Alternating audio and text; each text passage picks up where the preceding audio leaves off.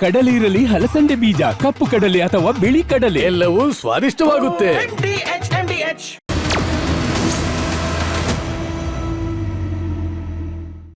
ನಮಸ್ಕಾರ. ಮಹಾಭಾರತ ವಿಶೇಷ ಕಾರ್ಯಕ್ರಮಕ್ಕೆ ಸ್ವಾಗತ. ನಾನು ಸ್ಮಿತಾ ರಂಗನಾಥ್.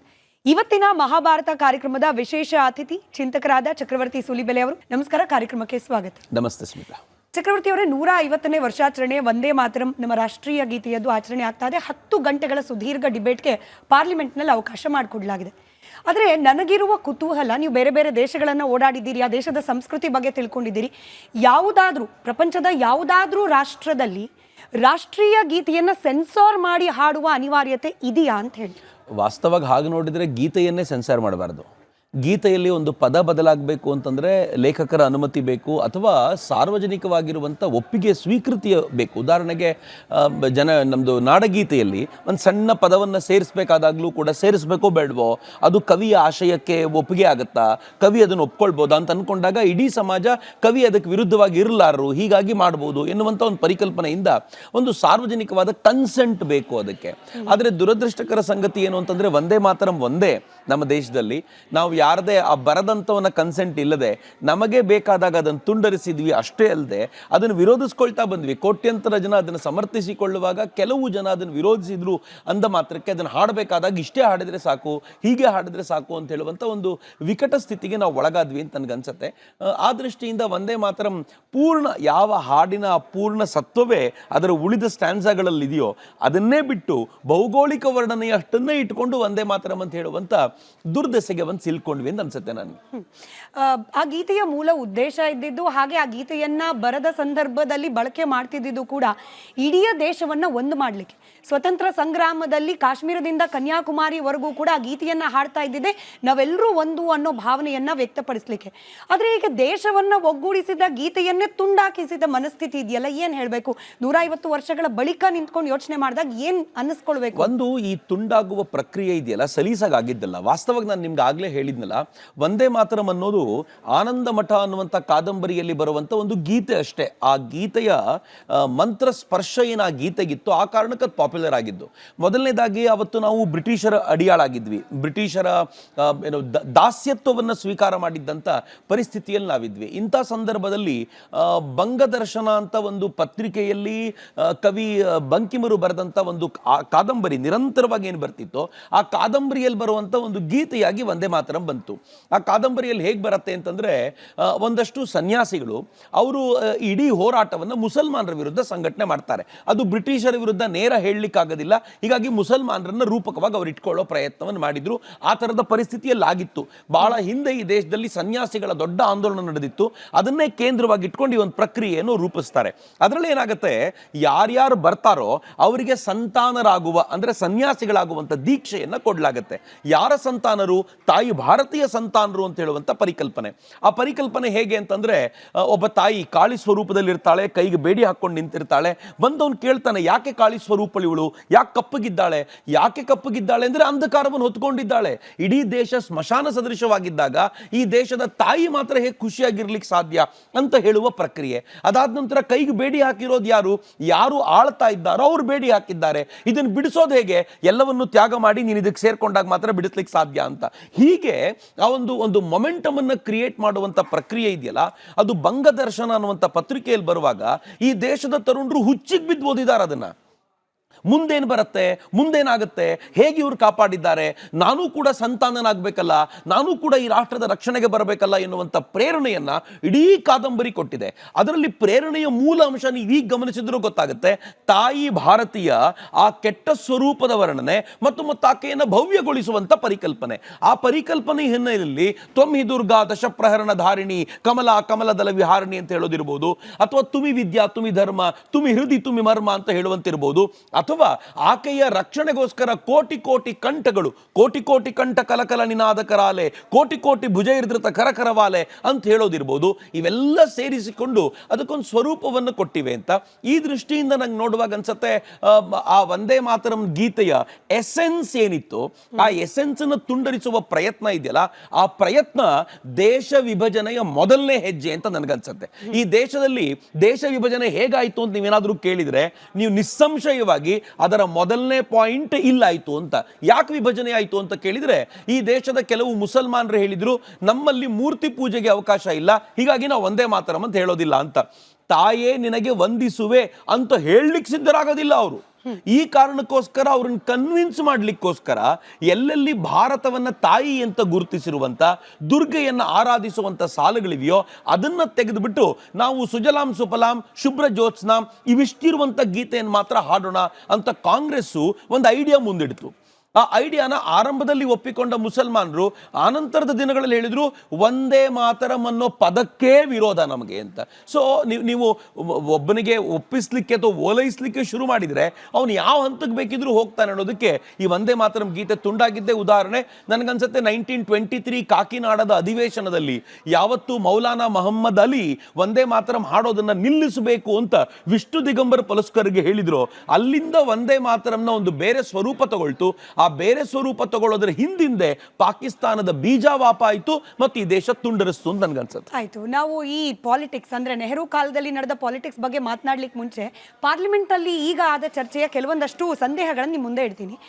ಚರ್ಚೆ ಸಂದರ್ಭದಲ್ಲಿ ಕೆಲವರ ವಾದ ಏನಾಗಿತ್ತು, ಬರ್ದಿದ್ದೇ ಮೊದಲು 2 ಸ್ಟಾನ್ಸಾ ಈಗೇನು ಬಳಕೆಯಲ್ಲಿದೆ ಅದನ್ನ ಮಾತ್ರ ಬರ್ದಿದ್ರು, ನಂತರದ 4 ಸ್ಟಾನ್ಸಾಗಳನ್ನ ನಂತರದ ಹಂತದಲ್ಲಿ ಬರ್ದವರೇ ಹಿಂಗೆ ಅರ್ಧರ್ಧ ಬರೆದ ಮೇಲೆ ಈಗ ಪೂರ್ತಿಯಾಗಿ ಒಪ್ಪೋದೇ ಸರಿ ಅಂತ ಹೇಳುವ ವಾದವನ್ನ ನಾವು ಯಾಕೆ ಒಪ್ಪಬೇಕು ಮಾತನಾಡಿದ್ದಾರೆ ಪಾರ್ಲಿಮೆಂಟ್ ಅಲ್ಲಿ ಆನ್ ದ ಫ್ಲೋರ್. ಆನಂದ ಮಠದ ಕಾದಂಬರಿಯಲ್ಲಿ ಪರಿಪೂರ್ಣ ಒಂದೇ ಮಾತರಂ ಇತ್ತು ಮತ್ತು ಒಂದೇ ಮಾತರಂ ಅನ್ನುವಂಥ ಆ ಗೀತೆಯ ನಿಜವಾದ ಶಕ್ತಿ ಇರೋದು ಒಂದೇ ಮಾತರಂ ಅನ್ನೋ 2 ಪದಗಳು ಆ ಮಂತ್ರಗಳಲ್ಲಿ. ನೀವು ಇಡೀ ಗೀತೆ ಬೇಡ ಬಿಡಿ, ಒಂದೇ ಮಾತರಂ ಅನ್ನೋ ಎರಡು ಪದಗಳು ಕೂಡ ಇವತ್ತಿಗೂ ಕೂಡ 1000 ಜನ ತರುಣರು ಸೇರಿದ್ದಾಗ ಅವರು ಜೆನ್ಜಿ ಅಂತ ಕರೀರಿ, ಜೆನ್ ಆಲ್ಫಾ ಅಂತ ಕರೀರಿ, ಅವ್ರ ನಡುವೆ ಒಂದೇ ಮಾತರಂ ಘೋಷಣೆ ಮೊಳಗುತ್ತು ಅಂತಂದ್ರೆ ಅದೊಂದು ಶಕ್ತಿಯ ಸಂಚಾರವನ್ನು ಉಂಟು ಮಾಡುವಂಥದ್ದು. ಈ ಶಕ್ತಿಯ ಸಂಚಾರಕ್ಕೆ ನನಗೆ ಗೊತ್ತಿಲ್ಲ ಇವರು ಹೇಗೆ ಅದನ್ನ 2 ಸ್ಟ್ಯಾನ್ಸಾ ಮಾತ್ರ ಆರಂಭದಲ್ಲಿ ಬರೆದಿದ್ರು ಅಂತ ಹೇಳ್ತಾರೆ ಅಂತ. ಆನಂದ ಮಠ ಕಾದಂಬರಿ ಅದು ಶುರುವಾಗೋದೇ ಒಂದೇ ಮಾತರಂನ ಪರಿಕಲ್ಪನೆಯಿಂದ. ಒಂದೇ ಮಾತರಂನ 2 ಸ್ಟ್ಯಾನ್ಸಾ ಮಾತ್ರ ಆತ ಮೊದಲಿಗೆ ಹೇಳೋದು, ಆನಂತರ ಇವನೇ ಕೇಳ್ತಾನೆ ಅಲ್ಲಿರೋ ಪಾತ್ರಧಾರಿ ಮುಂದಿನ ಗೀತೆಗಳನ್ನ ಹೇಳಲ್ಲ ಅಂತ. ಆಗ ಅವರದಕ್ಕೆ ಆಡ್ ಮಾಡ್ತಾ ಹೋಗ್ತಾರೆ. ಅದು ಪಾತ್ರದಲ್ಲಿ ಜೋಡಿಸಿಕೊಂಡಿರುವ ರೀತಿ ಹಾಗೆ. ಆದರೆ ಬಂಕಿಮರು ಬರೆದಾಗ ಪರಿಪೂರ್ಣವಾಗಿ ಒಂದೇ ಮಾತರಂ ಗೀತೆಯನ್ನ ಬರೆದಿದ್ರು ಮತ್ತು ಆ ಗೀತೆಯನ್ನ ಸಮಾಜದ ಮುಂದೆ ಇರಿಸಲಾಗಿತ್ತು. ಆದರೆ ದುರ್ದೈವದ ಸಂಗತಿ ಏನು ಅಂತಂದ್ರೆ, ಒಂದೇ ಮಾತರಂ ಗೀತೆಯನ್ನ ತುಂಡರಿಸಿ ಅಥವಾ ಸ್ವಲ್ಪನೇ ಇಟ್ಕೊಳ್ಳಿ, ಕೊನೆಗೆ 2 ಪದಗಳನ್ನಾದ್ರೂ ಇಟ್ಕೊಳ್ಳಿ. ಒಂದೇ ಮಾತರಂ ಗೀತೆ ಪ್ರೇರಣೆಯ ಪದಗಳು, ಅದು ಮಂತ್ರ ಅಂತ, ಅದು ಸಾಧಾರಣವಾದ್ದಲ್ಲ. ನನಗೊಬ್ಬ ಹಿರಿಯ ಪೊಲಿಟಿಕಲ್ ಲೀಡರ್, ಸಂಘದ ಪ್ರಚಾರಕರು ಕೂಡ ಆಗಿದ್ರು, ಅವರೊಂದ್ಸಲ ಮಾತನಾಡ್ತಾ ಹೇಳ್ತಿದ್ರು, ಒಂದೇ ಮಾತರಂ ನೋಡ್ಲಿಕ್ಕೆ ತಾಯೇ ನಿನಗೆ ವಂದಿಸುವೆ ಅಂತ ಅಷ್ಟೇ ಅಂತ ಅನ್ಸುತ್ತೆ, ಒಂದೇ ಮತ್ತು ಮಾತರಂ ಅಂತ. ಬಟ್ ಅವ್ರು ಹೇಳಿದ್ರು ಇದು ಬರೀ ಒಂದೇ ಮಾತರಂ ಅಷ್ಟೇ ಅಲ್ಲ, ಒಂದೇ ತಾರಾಮ್ ಅಂತಾನೂ ಅರ್ಥ ಆಗುತ್ತೆ ಅಂತ. ತಾರಾ ಅನ್ನೋಳು ಕಾಳಿಯ ಸ್ವರೂಪ, ತಾಯಿ ಕಾಳಿಯನ್ನ ಗೌರವಿಸುವಂತ ಒಂದು ಶಕ್ತಿ ಮಂತ್ರವಾಗಿ ಅದು ಬಂತು. ಹೀಗಾಗಿ ಭಾರತದಲ್ಲಿ ಬ್ರಿಟಿಷರನ್ನ ಎದುರಿಸುವ ಹೊಸ ಶಕ್ತಿಯ ಸಂಚಾರ ಈ ಮಂತ್ರದ ಮೂಲಕ ಆಗಿತ್ತು. ಭಾರತ ಮನನಾತ್ರಾಯತೆ ಇತಿ ಮಂತ್ರ ಅನ್ನುವ ತತ್ವವಾಕ್ಯವನ್ನು ಒಪ್ಪಿಕೊಳ್ಳೋದಾದ್ರೆ ಆ ಮಂತ್ರವನ್ನು ಪದೇ ಪದೇ ಹೇಳಿದ್ದ ಕಾರಣಕ್ಕೋಸ್ಕರ ಈ ರಾಷ್ಟ್ರ ಮುಕ್ತಿಯ ಪಥದವರೆಗೂ ಬಂದು ನಿಂತ್ಕೊಳ್ತು ಅನ್ನೋದನ್ನ ನಾವು ನಿಸ್ಸಂಶಯವಾಗಿ ಒಪ್ತೀವಿ. ಈ ಕಾರಣಕ್ಕೆ ಅವ್ರಿಗೆ 2 ಸ್ಟ್ಯಾನ್ಸಾ, 1 ಸ್ಟ್ಯಾನ್ಸಾ, 3 ಸ್ಟ್ಯಾನ್ಸಾ ಅಲ್ಲ, 2 ಪದಗಳೊಂದಿಗೂ ದ್ವೇಷ ಇದೆ. ಬ್ರಿಟಿಷರಿಗೆ ಹೇಗೆ 2 ಪದಗಳೊಂದಿಗೆ ದ್ವೇಷ ಇತ್ತೋ ಹಾಗೆ ಇವತ್ತಿನ ಕೆಲವು ಮುಸಲ್ಮಾನರಿಗೆ ಈ 2 ಪದಗಳೊಂದಿಗೂ ದ್ವೇಷ ಇದೆ. ನನಗೆ ವಿಚಿತ್ರ ಅನ್ಸುತ್ತೆ, ಇದನ್ನ ಕಾಂಗ್ರೆಸ್ ಸಮರ್ಥಿಸಿಕೊಳ್ಳುತ್ತೆ ಅನ್ನೋದು ದುರಂತಕಾರಿ ಸಂಗತಿ ಅಂತ. ಇದರ ಜೊತೆಯಲ್ಲಿ ಈಗ ಚರ್ಚೆಗೆ ತರ್ತಾ ಇರೋದು ಮೋದಿ ಅವರು ಪಶ್ಚಿಮ ಬಂಗಾಳದ ಚುನಾವಣೆಯನ್ನ ದೃಷ್ಟಿಯಲ್ಲಿಟ್ಕೊಂಡು, ಹಾಗೆ ನೆಹರು ಕಡೆ ಬೊಟ್ಟು ಮಾಡಿ ಕಾಂಗ್ರೆಸ್ಗೆ ಅಪಖ್ಯಾತಿ ಹತ್ತೋ ತರದಲ್ಲಿ ಮಾಡ್ತಾ ಇರೋದು ಕೂಡ ಕೇವಲ ಪಶ್ಚಿಮ ಬಂಗಾಳದ ಚುನಾವಣೆಯಲ್ಲಿ ಕಾಂಗ್ರೆಸ್ಗೆ ಸೋಲಾಗಬೇಕು, ಹಿನ್ನಡೆ ಆಗಬೇಕು ಅನ್ನೋ ಕಾರಣಕ್ಕೆ ಮಾತ್ರ ಅನ್ನೋದು ಕಾಂಗ್ರೆಸ್ನವರ ವಾದ. ಈಗ 150ನೇ ವರ್ಷಾಚರಣೆ ಅನ್ನೋದನ್ನ ನಾವು ಪರಿಗಣಿಸದೆ ಇರ್ಲಿಕ್ಕೆ ಸಾಧ್ಯವಾ? ಈ ಸಂದರ್ಭದಲ್ಲೂ ಚರ್ಚೆ ಆಗಬಾರದು ಅನ್ನೋದನ್ನ ಒಪ್ಲಿಕ್ಕೆ ಸಾಧ್ಯವಾ? ಮೋದಿಗಲ್ಲ, ಬಂಕಿಂ ಚಂದ್ರ ಚಟರ್ಜಿ ಅವರಿಗೆ ಗೊತ್ತಿತ್ತು 2025-26ರಲ್ಲಿ ಬಂಗಾಳದ ಚುನಾವಣೆ ಬರುತ್ತೆ, ಅದಕ್ಕೋಸ್ಕರ ನಾನು ಈಗಲೇ ಹಾಡನ್ನು ಬರೀಬೇಕು ಅಂತ 150 ವರ್ಷಗಳ ಹಿಂದೆ ಬಂಕಿಮರು ಯೋಚನೆ ಮಾಡಿದ್ರು ಅಂತ ಕಾಂಗ್ರೆಸ್ ಹೇಳಿದ್ರು. ಯಾರೂ ಅಚ್ಚರಿ ಪಡಬೇಕಾಗಿಲ್ಲ. ಕಾಂಗ್ರೆಸ್ಸಿನ ದುರಂತ ಏನು ಅಂತಂದ್ರೆ, ಅವರು ಒಂದೇ ಮಾತರವನ್ನ ಸಮರ್ಥಿಸಿಕೊಳ್ಳುವ ಯೋಗ್ಯತೆ ಇಲ್ಲ ಅವರಿಗೆ. ಯಾಕೆಂದ್ರೆ ಒಂದೇ ಮಾತರವನ್ನ ವಿರೋಧಿಸ್ಕೊಂಡು ಬಂದ್ಬಿಟ್ಟಿದ್ದಾರೆ, ಅಥವಾ ಅವರು ಅಧಿಕೃತವಾಗಿ ತಾವು ವಿರೋಧಿಸಲಿಲ್ಲ ಅಂತಂದ್ರು ತಮ್ಮ ಇಡೀ ಮತ ಬ್ಯಾಂಕ್ ಅದನ್ನು ವಿರೋಧಿಸೋದ್ರಿಂದ ನಾವು ಅವರ ವಿರೋಧಕ್ಕೆ ಹೋಗಕ್ಕಾಗೋದಿಲ್ಲ ಅಂತ ಅನ್ಕೊಂಡು ತಗೊಂಡ್ಬಿಟ್ಟಿದ್ದಾರೆ. ಈಗ ಬಂಗಾಳದ ಚುನಾವಣೆ ಬೇರೆ, ಆ ಚುನಾವಣೆ ಇರಲಿಲ್ಲ ಅಂತಂದಿದ್ರೆ ಅವ್ರ ಫೀಲ್ಡ್ಗೆ ಧೈರ್ಯವಾಗಿ ಧುಮುಕಿ ವಂದೇ ಮಾತರಂನ ವಿರೋಧಿಸ್ತಾ ಇದ್ರು. ಈಗ ವಿರೋಧಿಸಿದ್ರೆ ಬಂಗಾಳದಲ್ಲಿ ಬಂಕಿಮರ ಸೆಂಟಿಮೆಂಟು, ರವೀಂದ್ರರ ಸೆಂಟಿಮೆಂಟು ಬಹಳ ಜೋರಾಗಿದೆ. ನೀವು ಏನೇ ಮಾಡಿದ್ರು ಬಂಗಾಳದ ಜನಕ್ಕೆ ತಮ್ಮವರು ಅನ್ನುವಂಥ ಆ ದೃಢತೆಯನ್ನು ಮಾತ್ರ ಯಾವತ್ತೂ ಕಳ್ಕೊಳ್ಳೋದಿಲ್ಲ ಅವರು. ಅಲ್ಲಿನ ಕಮ್ಯುನಿಸ್ಟ್ರು ಕೂಡ ಅಗತ್ಯ ಬಿದ್ದಾಗ ವಿವೇಕಾನಂದರ ಪ್ರತಿಮೆಗೆ ಸೈನ್ ಮಾಡಲಿಕ್ಕೆ ಅಂತ ನಿಂತಂತವರು ಅಂತ ಕೇಳುವಾಗ ನಿಮ್ಗೆ ಅರ್ಥ ಆಗುತ್ತೆ, ಬಂಗಾಳ ತನ್ನತನವನ್ನು ಯಾವತ್ತೂ ಬಿಟ್ಕೊಡ್ಲಿಕ್ಕೆ ಒಪ್ಪಲ್ಲ. ಅಕಸ್ಮಾತ್ ಕಾಂಗ್ರೆಸ್ ಏನಾದರೂ ಈಗ ಬಂಗಾಳದಲ್ಲಿ ಈ ತರದ ವಿಚಾರವನ್ನು ವಿರೋಧಿಸುತ್ತೆ ಅಂತ ಗೊತ್ತಾದ್ರೆ, ಬಂಗಾಳದ ಒಬ್ಬ ವ್ಯಕ್ತಿಯನ್ನು ವಿರೋಧಿಸುತ್ತೆ ಅಂತ ಗೊತ್ತಾದ್ರೆ, ಬಂಗಾಳ ಕಾಂಗ್ರೆಸ್ ಸ್ವೀಕಾರ ಮಾಡೋದಿಲ್ಲ. ಹಿಂಗಾಗಿ ಅವರು ಸ್ವಲ್ಪ ಕನ್ಸರ್ವೇಟಿವ್ ಆಗಿ ಯೋಚನೆ ಮಾಡ್ತಾರೆ. This is one part. ಆದರೆ ನರೇಂದ್ರ ಮೋದಿ ಅವರು ಆ 150ನೇ ಈ ವರ್ಷಾಚರಣೆಯನ್ನ ಅವರು ಈ ಹಿಂದೆನೇ ಅನೌನ್ಸ್ ಮಾಡಿದ್ರು, ಇದನ್ನು ತುಂಬಾ ಗ್ರ್ಯಾಂಡ್ ಆಗಿ ಸೆಲೆಬ್ರೇಟ್ ಮಾಡಬೇಕು, ಒಂದು ಇಡೀ ವರ್ಷ ವಂದೇ ಮಾತರಂ ಜನಮಾನಸಕ್ಕೆ ಮುಟ್ಟಬೇಕು ಅಂತ. ನಾನು ಇದನ್ನು ಯಾಕೆ ನರೇಂದ್ರ ಮೋದಿ ಅವರ ಅಗತ್ಯವಾಗಿರುವಂತ ಸಂಗತಿ ಅಂತ ನಾನು ಭಾವಿಸ್ತೀನಿ ಅಂತಂದ್ರೆ, ನನ್ನ ಪಾಲಿಗೆ ಅದೊಂದು ಶಕ್ತಿ ಮಂತ್ರ. ನಾನು ಪದೇ ಪದೇ ಹೇಳ್ತಾ ಇದ್ದೀನಿ, ರಾಮಕೃಷ್ಣರು ಮತ್ತು ಬಂಕಿಮರ ಸಂಪರ್ಕ ಆದ ನಂತರ ಬಂಕಿಮರನ್ನ ರಾಮಕೃಷ್ಣರು ಕೇಳ್ತಾರೆ. ಬಹಳ ಚೆನ್ನಾಗಿರುವಂತ ಪ್ರಸಂಗ ಸ್ಮಿತಾ ಇದು. ಬಂಕಿಮರು ಬರ್ತಾರೆ, ಬಂಕಿಮ ಅನ್ನೋ ಪದಕ್ಕೆ ಅರ್ಥ ಬಂಗಾಳದಲ್ಲಿ ಬಾಗಿದ ಅಂತ, ಬಾಗಿದ ಚಂದ್ರ ಅಂತ. ಅಷ್ಟೊತ್ತಿಗೆ ಬಂಕಿಮರು ತುಂಬಾ ಪಾಪ್ಯುಲರ್ ಆಗಿದ್ರು, ದೇಶಭಕ್ತಿಯ ಅನೇಕ ದೇವಿ ಚೌಧರಾಣಿ ತರದ ಕಾದಂಬರಿಯನ್ನ ಬರೆದು ಪಾಪ್ಯುಲರ್ ಆಗಿದ್ರು ಅವರು. ಅಂತ ಬಂಕಿಮರು ರಾಮಕೃಷ್ಣರ ಬಳಿಗೆ ಬಂದು ನಮಸ್ಕಾರ ಮಾಡಿದಾಗ ರಾಮಕೃಷ್ಣರು ತಮಾಷೆ ಮಾಡಿ ಕೇಳ್ತಾರೆ, ಬಂಕಿಮ ನೀನು ಯಾರಿಗೆ ಬಂಕಿಮ ಅಂತ, ನೀನು ಯಾರಿಗೆ ಬಾಗಿದ್ದೀಯಾ ಅಂತ. ಬ್ರಿಟಿಷರ ಕಾರಕೂನರಾಗಿದ್ದ ಅಥವಾ ಬ್ರಿಟಿಷರ ಆಫೀಸ್ಗಳಲ್ಲಿ ಕೆಲಸ ಮಾಡ್ತಿದ್ದ ಬಂಕಿಮರು ಬಹಳ ದುಃಖದಿಂದ ರಾಮಕೃಷ್ಣ ಹತ್ರ ಹೇಳಿದ್ರು, ನಾನು ಬ್ರಿಟಿಷರ ಬೂಟು ಕಾಲಿಗೆ ಬಂಕಿಮ ಅಂತ. ತಕ್ಷಣ ರಾಮಕೃಷ್ಣರು ಸಮಾಧಾನ ಮಾಡಿ, ಛೇ ನೀನು ಪರಮ ದೇಶಭಕ್ತ, ನೀನು ಹಾಗೆಲ್ಲ ಹೇಳಬಾರ್ದು ಅಂತ ಹೇಳಿದ್ರು ಅಂತ. ನನಗೆ ಈಗಲೂ ಅನ್ಸುತ್ತೆ ಆ ಕಾಳಿಯ ಆ ಪರಿಕಲ್ಪನೆಯ ಅದ್ಭುತವಾಗಿರುವಂಥ ಮಂತ್ರದ ಪ್ರವಾಹ ಅಲ್ಲಿಂದ ಆಗಿದ್ದಿರಬಹುದು ಅಂತ. ಹೀಗಾಗಿ ಇದು ಈ ಏನು ವಂದೇ ಮಾತರಂ ಇದೆ, ಇದು ಬರೀ ಯಾವುದೋ ಒಂದು ಕವನ ಅಲ್ಲ, ಯಾರೋ ಒಬ್ರು ತಾನು ಕಷ್ಟಪಟ್ಟುಕೊಂಡು ಒಂದು ನದಿಯ ತೀರದಲ್ಲಿ ಕೂತ್ಕೊಂಡು ಯಾವುದೋ ಕಾಡಿನಲ್ಲಿ ಕೂತ್ಕೊಂಡು ಬರೆದಿರೋ ಗೀತೆ ಅಲ್ಲ, ತಾನು ಉನ್ನತಾವಸ್ಥೆಗೆ ಏರಿದಾಗ ಬರೆದಿರುವಂಥ ಗೀತೆ. ನೀವು ವಂದೇ ಮಾತರಂ ನೋಡಿದ್ರೆ ಗೊತ್ತಾಗುತ್ತೆ, ಇದು ಸಂಸ್ಕೃತ ಅಂತ ಹೇಳಲಿಕ್ಕೆ ಬರಲ್ಲ, ಇದು ಬಂಗಾಳಿ ಅಂತ ಹೇಳಲಿಕ್ಕೆ ಬರಲ್ಲ, ಇದೊಂಥರ ಮಿಕ್ಸ್ಚರ್ ಆಗಿರುವಂಥ ಗೀತೆ. ಕೇ ಬೋಲೆ ಮಾ ತುಮಿ ಅಬೋಲೆ ಅಂತಾರ ಅವರು, ಅಬಲೆ ಅಂತ ಹೇಳೋದಿಲ್ಲ, ಅಲ್ಲ ಅಬೋಲೆ ಅಂತ ಹೇಳಬೇಕಾದಾಗ ಅಬೋಲೆ, ಅದು ಬಂಗಾಳಿಯ ಒಂದು ಫ್ಲೇವರ್ ಅದಕ್ಕಿದೆ. ಇಷ್ಟಾಗಿಯೂ ಅದನ್ನು ಇಡೀ ದೇಶ ಯಾಕೆ ಒಪ್ಕೊಳ್ತು ಅಂತಂದ್ರೆ, ಇವೆಲ್ಲದರ ನಡುವೆ ಅದು ಕೊಟ್ಟಂತ ಶಕ್ತಿ ಮಂತ್ರದ ದೀಕ್ಷೆ ಇದೆಯಲ್ಲ, ಆ ದೀಕ್ಷೆಯ ಕಾರಣಕ್ಕೆ ಒಪ್ಕೊಳ್ತು ಅಂತ. ಹೀಗಾಗಿ 150ನೇ ವರ್ಷಾಚರಣೆ ಆಚರಣೆ ಮಾಡುವ ಅಗತ್ಯ ಯಾಕಿದೆ ಅಂತಂದ್ರೆ, ಕರೋನಾ ನಂತರ ಈ ದೇಶ ಅಲ್ಲ, ಇಡೀ ಜಗತ್ತಿನಲ್ಲಿ ಒಂದು ನಿಶ್ಚೇಷ್ಟಿತ ಭಾವ ಬಂದಿದೆ. ಎಲ್ಲ ತರುಣರು ಮೊಬೈಲಲ್ಲಿ ಕೂತ್ಕೊಂಡಿದ್ದಾರೆ. ಕರೋನಾಕ್ಕಿಂತ ಮುಂಚೆ ಇದ್ದಂಥ ಭಾರತದಲ್ಲಿ ಉತ್ಸಾಹದ ವಾತಾವರಣ ಇತ್ತಲ್ಲ, ಸ್ವಚ್ಛ ಭಾರತ್ ಅಂದರೆ ತರುಣರು ಬರ್ತಾ ಇದ್ರು, ಅವ್ರು ಯಾವುದಾದ್ರೂ ಸಾರ್ವಜನಿಕ ಚಟುವಟಿಕೆಗಳಿಗೆ ಧಾವಿಸಿ ಬರ್ತಿದ್ರು. ಈಗ ನೋಡಿದ್ರೆ ಹಂಗೆ ಕಾಣ್ತಿಲ್ಲ. ಹೀಗಾಗಿ ಮತ್ತೊಮ್ಮೆ ಆ ಶಕ್ತಿ ಮಂತ್ರದ ಜಪ ಭಾರತಕ್ಕೆ ಬೇಕಾಗಿದೆ. ತಾರುಣ್ಯ ಉತ್ಸಾಹದಿಂದ ಬೀದಿಗೆ ಬರಬೇಕಾಗಿದೆ, ಭಾರತವನ್ನು ಕಟ್ಟಬೇಕಾಗಿದೆ.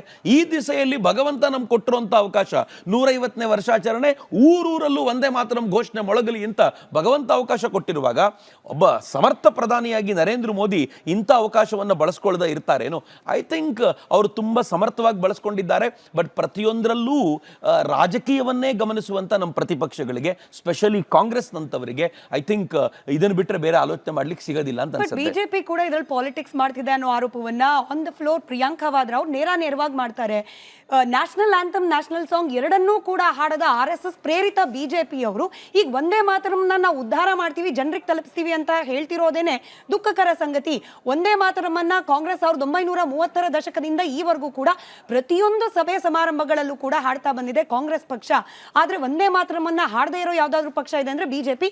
ಹಾಗೆ ಬಿಜೆಪಿಯ ಏನ್ ಕೇಳೋದು, ಪೊಲಿಟಿಕಲ್ ಐಡಿಯಾಲಜಿಕಲ್ ಪಾರ್ಟ್ನರ್ RSS. ಇದು ಪ್ರಿಯಾಂಕಾ ವಾದ್ರಾ ಪ್ರಿಯಾಂಕಾ ವಾದ್ರಾ ನಾನು ಅವ್ರ ಬಗ್ಗೆ ಕಮೆಂಟ್ ಮಾಡ್ಲಿಕ್ಕೆ ಹೋಗೋದಿಲ್ಲ, ಯಾಕೆಂದ್ರೆ ಈ ದೇಶದ ಗಂಧಗಾಳಿಯೂ ಇಲ್ಲ ಆ ಮನುಷ್ಯನಿಗೆ. ಪ್ರಿಯಾಂಕಾ ವಾದ್ರಾ ಅಂತ ಅದನ್ನ ಯೋಚನೆ ಮಾಡುವಾಗಲೇ ನಮ್ಗೆ ಅರ್ಥ ಆಗುತ್ತೆ. ಆಕೆಗೆ ಆ ಹೆಣ್ಮಗಳಿಗೆ ಈ ದೇಶದ ಪರಿಕಲ್ಪನೆಯೂ ಇಲ್ಲ. ಯಾಕೆ ನಾನು ಹೇಳ್ತೀನಿ ಇದನ್ನ ಅಂತಂದ್ರೆ, ಒಂದು ವಂದೇ ಮಾತರಂ ಅನ್ನುವಂಥ ಗೀತೆಯನ್ನ ತನ್ನ ಎಲ್ಲಾ ಕಾರ್ಯಕ್ರಮಗಳಲ್ಲೂ ತಪ್ಪದೇ ಹಾಡೋದು ಸಂಘವೇ. ಇವತ್ತಿಗೂ ವಂದೇ ಮಾತರಂ ಹಾಡಬೇಕಾದಾಗ ಎದೆಯುಬ್ಬಿಸಿ ನಿಂತುಕೊಂಡು ಹಾಡುವವರು ಸಂಘದವರೇ. ಪೂರ್ಣ ಪ್ರಮಾಣದಲ್ಲಿ ಹಾಡುವಂತವರು ಸಂಘದವರು ಬಿಟ್ಟರೆ ಇನ್ಯಾರೂ ಇಲ್ಲ. ಬಿಜೆಪಿಯ ಕಾರ್ಯಕ್ರಮಗಳಲ್ಲಿ ವಂದೇ ಮಾತರಂ ಹಾಡಿಸ್ತಾರೆ, ಅದು ಪೊಲಿಟಿಕಲ್ ಪ್ರೋಗ್ರಾಮ್ಗಳಲ್ಲಿ ವಂದೇ ಮಾತರಂ ಹಾಡಿಸ್ತಾರೆ. ವಂದೇ ಮಾತರಂನ 150ನೇ ಜಯಂತಿಯನ್ನ ಆಚರಣೆ ಮಾಡಬೇಕು ಅಂತ ಅನೌನ್ಸ್ ಮಾಡಿ ಅದನ್ನು ಕೈಗೆತ್ಕೊಂಡಿದ್ದು ಬಿಜೆಪಿ, ಮತ್ತು ಅದನ್ನ ರಾಷ್ಟ್ರವ್ಯಾಪಿ ತೆಗೆದುಕೊಳ್ಬೇಕು ಅಂತ ತನ್ನ 100ನೇ ವರ್ಷದ ತಾನು ಹುಟ್ಟಿ 100 ವರ್ಷ ಆಗಿದ್ದಾಗಲೂ ಅದರಷ್ಟೇ ಪ್ರಭಾವಿಯಾಗಿ ವಂದೇ ಮಾತರಂನ ಸಾರ್ಧಶತಿಯ ಗೀತೆಯನ್ನ ತೆಗೆದುಕೊಳ್ಬೇಕು ಅನ್ನುವ ಪರಿಕಲ್ಪನೆ ಇರೋದು ಸಂಘಕ್ಕೆ. ಹೀಗಾಗಿ ಆಕೆ ಬಗ್ಗೆ ನಾನು ಈ ಕಮೆಂಟ್ ಮಾಡ್ಲಿಕ್ಕೆ ಇಚ್ಛೆ ಪಡಲ್ಲ. ಬಟ್ ನಾನು ಕಾಂಗ್ರೆಸ್ಸಿಗೆ ಚಾಲೆಂಜ್ ಮಾಡಬಲ್ಲೆ. ನೀವು ಇಷ್ಟು ಮಾಡ್ತೀನಿ ಅಂತ ಹೇಳ್ತೀರಲ್ಲ, ನಿಮ್ಮ ಪ್ರತಿಯೊಂದು ಕಾರ್ಯಕ್ರಮದಲ್ಲೂ ಈ ಒಂದು ವರ್ಷ ವಂದೇ ಮಾತರಂ ಪೂರ್ಣವಾಗಿ ಹಾಡ್ತೀನಿ ಅಂತ ನೀವು ನಮ್ಗೊಂದು ಚಾಲೆಂಜ್ ತಗೊಳ್ಳಿ ಅಲ್ಲ, ನಾವು ಚಾಲೆಂಜ್ ಮಾಡ್ತೀವಿ. ಆಯ್ತು, ನಾವು ಹಾಡಲಿಲ್ಲ ಅಂತ ಹೇಳ್ತಿರಲ್ಲ, ನಾನು ಇವತ್ತೇ ನಿಮ್ಗೊಂದು ಬರವಣಿಗೆ ಕೊಡ್ತೀನಿ. ನಾವು ಯಾವ್ಯಾವ ಕಾರ್ಯಕ್ರಮ ಮಾಡ್ತೀವೋ ಆ ಕಾರ್ಯಕ್ರಮದಲ್ಲಿ ಐದರ ಮೊದಲಿಗೆ ಅವ್ರ ಕೊನೆಗೆ ವಂದೇ ಮಾತರಂ ಪೂರ್ಣ ಪ್ರಮಾಣದಲ್ಲಿ ಹಾಡಿಸ್ತೀವಿ. 150ನೇ ಜಯಂತಿ ಗೌರವ ಕೊಡ್ತೀವಿ. ನೀವು ಚಾಲೆಂಜ್ ತಗೋತೀರಾ? ನಾನು ಕಾಂಗ್ರೆಸ್ಸಿಗೆ ಓಪನ್ ಚಾಲೆಂಜ್ ಕೊಡ್ತೀನಿ. ಪ್ರತಿ ಕಾರ್ಯಕ್ರಮದಲ್ಲೂ ಕೊನೆಯಲ್ಲಿ ಅಥವಾ ಆರಂಭದಲ್ಲಿ ವಂದೇ ಮಾತರಂ ಹಾಡಿಸ್ತೀನಿ ಅಂತ ನೀವು ಚಾಲೆಂಜ್ ತಗೋತೀರಾ ಅಂತ ಕೇಳಿ ನೋಡಿ ಅವರಿಗೆ. ಅವ್ರು ಹೂ ಅಂದ್ರೆ ನಾವು ಒಪ್ಕೊಳ್ತೀವಿ, ಚಾಲೆಂಜ್ ತಗೊಳ್ಳಿಕ್ಕೆ ನಾವು ಸಿದ್ಧ. ಬಟ್ ಇಂಥದ್ದೇ ಸವಾಲನ್ನ ಪ್ರಿಯಾಂಕಾ ವಾದ್ರಾ ಅವರು ಎಟ್ಟೆಗೇನ್ ಅದೇ ಒಂದು ಫ್ಲೋರ್ ಮಾತನಾಡುವಾಗ ಹೇಳಿದ್ರು. ರವೀಂದ್ರನಾಥ್ ಟಾಗೂರ್ ಅವರು ಮೊಟ್ಟ ಮೊದಲ ಬಾರಿಗೆ ಸಾರ್ವಜನಿಕ ವೇದಿಕೆಯಲ್ಲಿ ಈ ವಂದೇ ಮಾತರಂ ಗೀತೆಯನ್ನ ಹಾಡಿದ್ದು ಕಾಂಗ್ರೆಸ್ ವರ್ಕಿಂಗ್ ಕಮಿಟಿಯ ಸಭೆಯಲ್ಲಿ. ಇದು ಹಿಂದೂ ಪರ ಸಂಘಟನೆಗಳೋ, ಬಜರಂಗ ದಳವೋ, ವಿಶ್ವ ಹಿಂದೂ ಪರಿಷತ್ನೋ ಆ ಸಭೆಯಲ್ಲ, ಬದಲಾಗಿ ಕಾಂಗ್ರೆಸ್ ವರ್ಕಿಂಗ್ ಕಮಿಟಿ ಸಭೆಯಲ್ಲಿ. ಹಾಗಾಗಿ ವಂದೇ ಮಾತರಂಗೆ ಸಾರ್ವಜನಿಕ ವೇದಿಕೆಯನ್ನು ಒದಗಿಸಿದ್ದೇ ಕಾಂಗ್ರೆಸ್ನ ಕಾರ್ಯಕ್ರಮ. ಪ್ರಿಯಾಂಕಾ ವಾದ್ರಾ ಅವ್ರ ಮಾತು. ಆಗಿನ ಕಾಂಗ್ರೆಸ್ ಯಾವುದು ಅಂತ ಪ್ರಿಯಾಂಕಾ ವಾದ್ರಾನ ವಾಪಸ್ ಕೇಳಬೇಕು. ಆಗಿನ ಕಾಂಗ್ರೆಸ್ ಇದ್ದ ಟೈಮಲ್ಲಿ ಅಲ್ಲಿ ಸಂಘ ಇರಲಿಲ್ಲ, ಬಜರಂಗ ದಳ ಇರಲಿಲ್ಲ, ಬಿಜೆಪಿ ಇರಲಿಲ್ಲ, ಯಾವುದೂ ಇರಲಿಲ್ಲ. ಕಾಂಗ್ರೆಸ್ ಮಾತ್ರ ಇತ್ತು. ಇದು ಮೊದಲನೇದು. ಇನ್ನು ಎರಡನೇದು, ಅದನ್ನ ಬಹಳ ಪ್ರೀತಿಯಿಂದ ಹಾಡಿದವರು 1890s ನಲ್ಲಿ ಮೊದಲನೇ ಬಾರಿಗೆ ಹಾಡಿದವರು ರವೀಂದ್ರನಾಥ್ ಠಾಕೂರ್. ರವೀಂದ್ರನಾಥ್ ಠಾಕೂರ್ ಪರಮ ದೇಶಭಕ್ತರು, ಅದರಲ್ಲಿ ಯಾವ ಅನುಮಾನವೂ ಇಲ್ಲ. ಒಂದು ಹಂತಕ್ಕೆ ಕಾಂಗ್ರೆಸ್ನ ಮೇಲೂ ಕೂಡ ಭ್ರಮ ನಿರಸನಗೊಂಡಿದ್ದವರು ರವೀಂದ್ರನಾಥ್ ಠಾಕೂರ್. ರವೀಂದ್ರನಾಥ್ ಠಾಕೂರ್ ಕಾಂಗ್ರೆಸ್ ಬಗ್ಗೆ ಏನೇನು ಹೇಳ್ತಾ ಇದ್ರು ಅಂತ ಹೇಳಿದ್ರೆ ರವೀಂದ್ರನಾಥ್ ಠಾಕೂರ್ ಹೆಸರನ್ನು ಹೇಳೋದಿಲ್ಲ ಇವರು. ನಾನು ಕಾಂಗ್ರೆಸ್ಸಿಗೆ ಒಂದೇ ಒಂದು ಮಾತನ್ನು ಹೇಳಬೇಕು, ಏನು ಅಂತಂದ್ರೆ, ಈಗ 150ನೇ ವರ್ಷ ಸರ್ದಾರ್ ಪಟೇಲ್ರಿಗೂ ಕೂಡ ಸರ್ದಾರ್ ಪಟೇಲ್ರ ಜಯಂತಿಯನ್ನ ಯಾರಾದರೂ ಆಚರಣೆ ಮಾಡ್ತಾರ ಅಂತ ಕೇಳಿದ್ರೆ ಕಾಂಗ್ರೆಸ್ ತಗೊಳ್ಳೋದಿಲ್ಲ. 100% ಅದನ್ನೂ ಕೂಡ ಬಿಜೆಪಿಯೇ ತಗೊಳುತ್ತೆ. ಯಾಕೆ ಅಂತಂದ್ರೆ ಏಕೀಕರಣದ ಕಾರಣಕ್ಕೋಸ್ಕರ ದೇಶವನ್ನ ಒಂದು ಮಾಡಿದ್ರು ಅಂತ. ಇದರ ಆಚೆಗೆ ನಾನು ನಿಮ್ಗೆ ಹೇಳ್ಬೋದು ಅಂತಂದ್ರೆ, ವಂದೇ ಮಾತರಂನ ಅವ್ರು ಹಾಡಿದ್ರು ನಿಜ.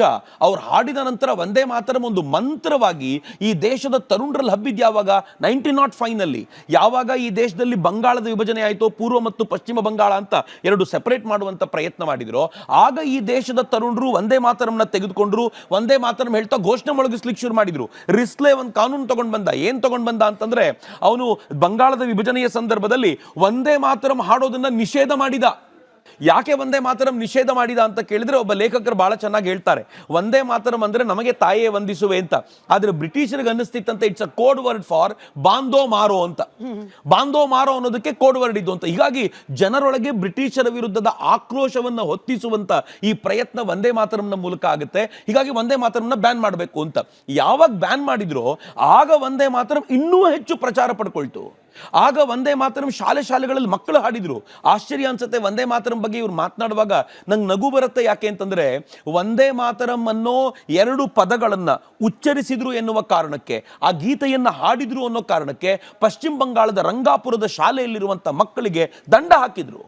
5 ರೂಪಾಯಿ ದಂಡ ಕೊಡಬೇಕಿತ್ತು ಅವರು. ಆ ದಂಡವನ್ನು ಕೊಡಬೇಕು ಅಂತ ಅವರಿಗೆ ಹೇಳಿದಾಗ ಅವರು ತಮ್ಮ ಹಿರಿಯರ ಬಳಿ ಅದನ್ನು ಬಂದು ಹೇಳಿಕೊಂಡ್ರು, ದಂಡ ಕೇಳಿದ್ದಾರೆ ಅಂತ. ಯಾಕೆ ಅಂತ ಕೇಳಿದ್ರೆ, ಈ ಕಾರಣಕ್ಕೆ ಅಂತ ಹಿರಿಯರು ಹೇಳಿದ್ರು, ದಂಡ ಕಟ್ಟಬೇಕಾಗಿಲ್ಲ, ಅಷ್ಟೇ ಅಲ್ಲ ಆ ಶಾಲೆಗೆ ಹೋಗಬೇಕಾಗಿಲ್ಲ ನೀವು ಅಂತ.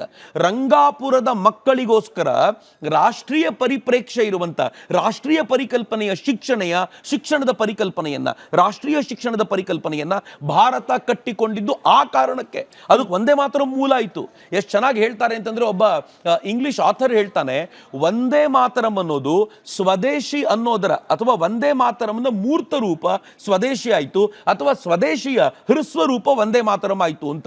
ವಂದೇ ಮಾತರಂ ಹೇಳೋದು ಅಂತಂದ್ರೆ ಸ್ವದೇಶಿ ವಾತಾವರಣಕ್ಕೆ ನಮ್ಮನ್ನು ಒಗ್ಗಿಸಿಕೊಳ್ಳೋದು ಅಂತ. ನಂಗೆ ಗೊತ್ತಿಲ್ಲ, ನಾನು ಪಶ್ಚಿಮ ಬಂಗಾಳದ ವಿಚಾರವನ್ನ ಪಕ್ಕಕ್ಕಿಟ್ಟು ನೋಡಿದ್ರೂ ಕೂಡ ಈಗ ನರೇಂದ್ರ ಮೋದಿ ಅವರು ವೋಕಲ್ ಫಾರ್ ಲೋಕಲ್ ತುಂಬಾ ಹೇಳ್ತಾ ಇದ್ದಾರೆ, ಆತ್ಮನಿರ್ಭರ ಭಾರತದ ಬಗ್ಗೆ ತುಂಬಾ ಮಾತನಾಡ್ತಿದ್ದಾರೆ. ಇವೆಲ್ಲವನ್ನು ನೋಡುವಾಗ ನನಗೆ ಎಲ್ಲೋ ಒಂದ್ ಕಡೆ ಅನ್ಸುತ್ತೆ, ಈ Atmanirbhar Bharat, vocal for local, ಇದ್ರ ಜೊತೆಗೆ ನರೇಂದ್ರ ಮೋದಿ ಅವರು ಕೂಡಿಸಿರುವಂತ ವಂದೇ ಮಾತರಂ ಮತ್ತೊಮ್ಮೆ 1905ರ ಆ ಫರ್ವರ್ ಅನ್ನ ದೇಶದಲ್ಲೆಲ್ಲ ತರುತ್ತೆ.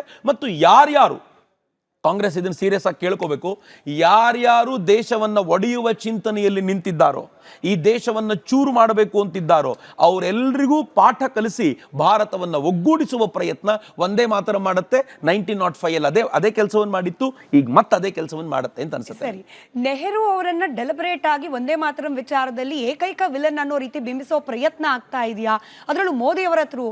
ಯಾಕಂದ್ರೆ ನಿನ್ನೆ ಮತ್ತದೇ ಚರ್ಚೆ ಆಗುತ್ತೆ, ಈ ಕೇವಲ 2 ಸ್ಟ್ಯಾನ್ಸಾವನ್ನ ಮಾತ್ರ ಹಾಡ್ಲಿಕ್ಕೆ ಒಪ್ಪಿಗೆ ಸೂಚಿಸಿದ ಸಭೆಯಲ್ಲಿ ಇದ್ದಿದ್ದು ಕೇವಲ ನೆಹರು ಮಾತ್ರ ಅಲ್ಲ, ಒಂದಷ್ಟು ಪಟ್ಟಿಯಲ್ಲಿ ಹೆಸರು ಕೂಡ ಹೇಳ್ತಾರೆ.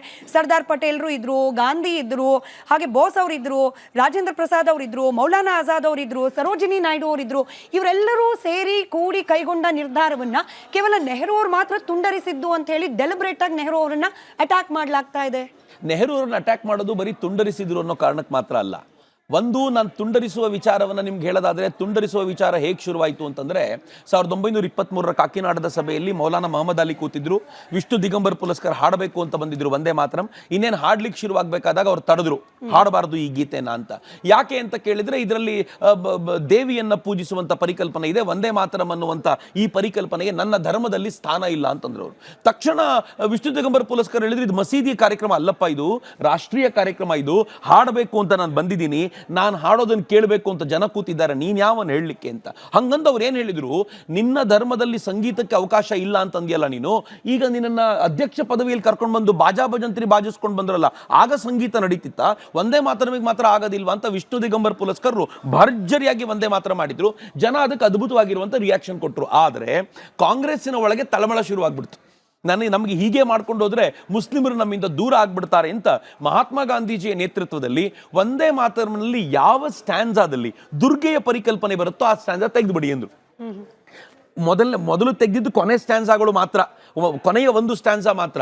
ಆಮೇಲೆ ನಿಧಾನವಾಗಿ ಕೋಟಿ ಕೋಟಿ ಕಂಠ ಕರ ತೆಗೆದ್ರು. ಆಮೇಲೆ ತುಮಿ ವಿದ್ಯಾ ತುಮಿ ಧರ್ಮ ಇದನ್ನು ತೆಗೆದ್ರು. ನಿಧಾನವಾಗಿ ಒಂದೊಂದನ್ನೇ ತೆಗೆದ್ರು. ಈ ಒಂದೊಂದನ್ನೇ ತೆಗೆದಿದ್ದಕ್ಕೆ ಇವರನ್ನ ಆರೋಪ ಮಾಡೋದಲ್ಲ, ಅದರಲ್ಲಿ ಎಲ್ಲರೂ ಇದ್ರು. ಆಯ್ತು, ಗಾಂಧೀಜಿ ಹೇಳಿದ್ದನ್ನ ಧಿಕ್ಕರಿಸುವಂತ ಪ್ರಕ್ರಿಯೆ ಯಾವತ್ತೂ ಇರಲಿಲ್ಲ, ಆಯ್ತು ಅಂತ ಒಪ್ಪಿಕೊಂಡ್ರು. ಆದರೆ ನಿಜವಾದ ಸಮಸ್ಯೆ ಯಾವಾಗ ಶುರುವಾಯಿತು ಅಂತಂದ್ರೆ, ಸ್ವಾತಂತ್ರ್ಯದ ಹೊಸ್ತಿಲಲ್ಲಿ ಈ ದೇಶದ ರಾಷ್ಟ್ರಗೀತೆ ಯಾವ್ದಾಗಬೇಕು ಅನ್ನೋ ಪ್ರಶ್ನೆ ಬಂದಾಗ, ರಾಷ್ಟ್ರಧ್ವಜ ಯಾವ್ದಾಗಬೇಕು ಅಂತ ಕೇಳಿದಾಗ ಕೇಸರಿ ಧ್ವಜ ಚರಕ ಇರಬೇಕು ಅಂತ ಜನರ ಅಪೇಕ್ಷೆ ಇತ್ತು. ಯಾಕೆಂದ್ರೆ ಮುಸಲ್ಮಾನರು ನಮಗೋಸ್ಕರ ಒಂದು ಪ್ರತ್ಯೇಕ ರಾಷ್ಟ್ರ ಅಂತ ತಗೊಂಡಾಗ ಅವ್ರು ಹಸಿರು ಧ್ವಜ ಮಾಡ್ಕೊಳ್ತಾರೆ. ನಾವು ಹಾಗಿದ್ರೆ ಹಿಂದೂ ರಾಷ್ಟ್ರದ ಪರಿಕಲ್ಪನೆ, ನಮಗೊಂದು ಕೇಸರಿ ಧ್ವಜ ಇರಲಿ ಅನ್ನೋ ಪರಿಕಲ್ಪನೆ ಇತ್ತು. ಆದ್ರೆ ಇವರೆಲ್ಲ ಸೇರ್ಕೊಂಡು ಬಣ್ಣ ಬಣ್ಣದ ಧ್ವಜ ಮಾಡಿದ್ರು. ಮುಸಲ್ಮಾನರಿಗೆ ಹಸಿರು, ಕ್ರಿಶ್ಚಿಯನ್ರಿಗೆ ಬಿಳಿ ಮತ್ತು ಹಿಂದೂಗಳಿಗೆ ಕೇಸರಿ ಅಂತ ಮಾಡಿ ಒಂದು ಬಣ್ಣದ ಧ್ವಜ ತಗೊಂಡ್ಬಂದ್ರು. ಫೈನ್.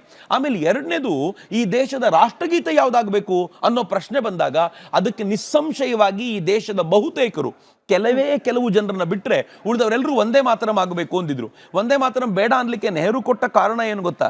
ನೆಹರು ಹೇಳಿದ್ರು, ವಂದೇ ಮಾತರಂ ಬ್ರಿಟಿಷ್ ಬ್ಯಾಂಡಿಗೆ ಸೂಟ್ ಆಗೋದಿಲ್ಲ ಅಂದ್ರು.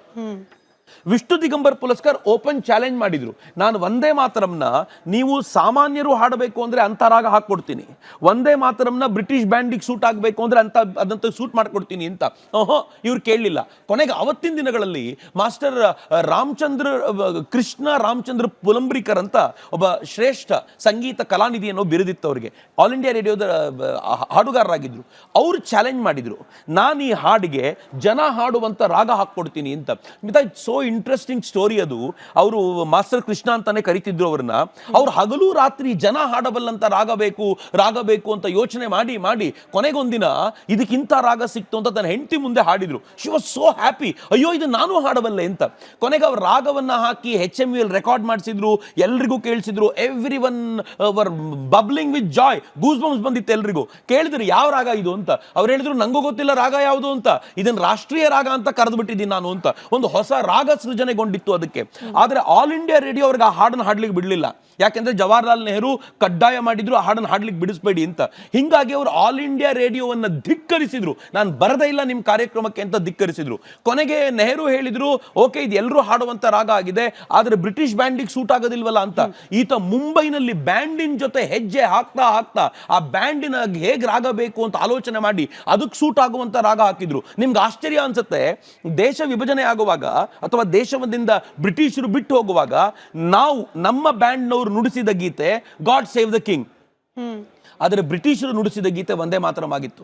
ಎಷ್ಟು ಚೆನ್ನಾಗಿ ಬ್ಯಾಂಡಿನ ಮೂಲಕ ನುಡಿಸಿದ್ರು ಅಂತಂದ್ರೆ ಇಡೀ ದೇಶ ಹೆಮ್ಮೆ ಪಟ್ಕೊಂಡಿತ್ತು. ಆದರೆ ದುರಂತ, ಜವಾಹರ್ಲಾಲ್ ನೆಹರು ಸ್ವಾತಂತ್ರ್ಯ ಬರೋ ಹೊತ್ತಿನಲ್ಲಿ ನಾವು ರಾಷ್ಟ್ರಗೀತೆಯಾಗಿ ಜನಗಣಮನವನ್ನು ಆಯ್ಕೆ ಮಾಡ್ಕೊಂಡಿದೀವಿ ಅಂತ ಹೇಳುವಾಗ ಏನ್ ಹೇಳಿದ್ರು ಗೊತ್ತಾ?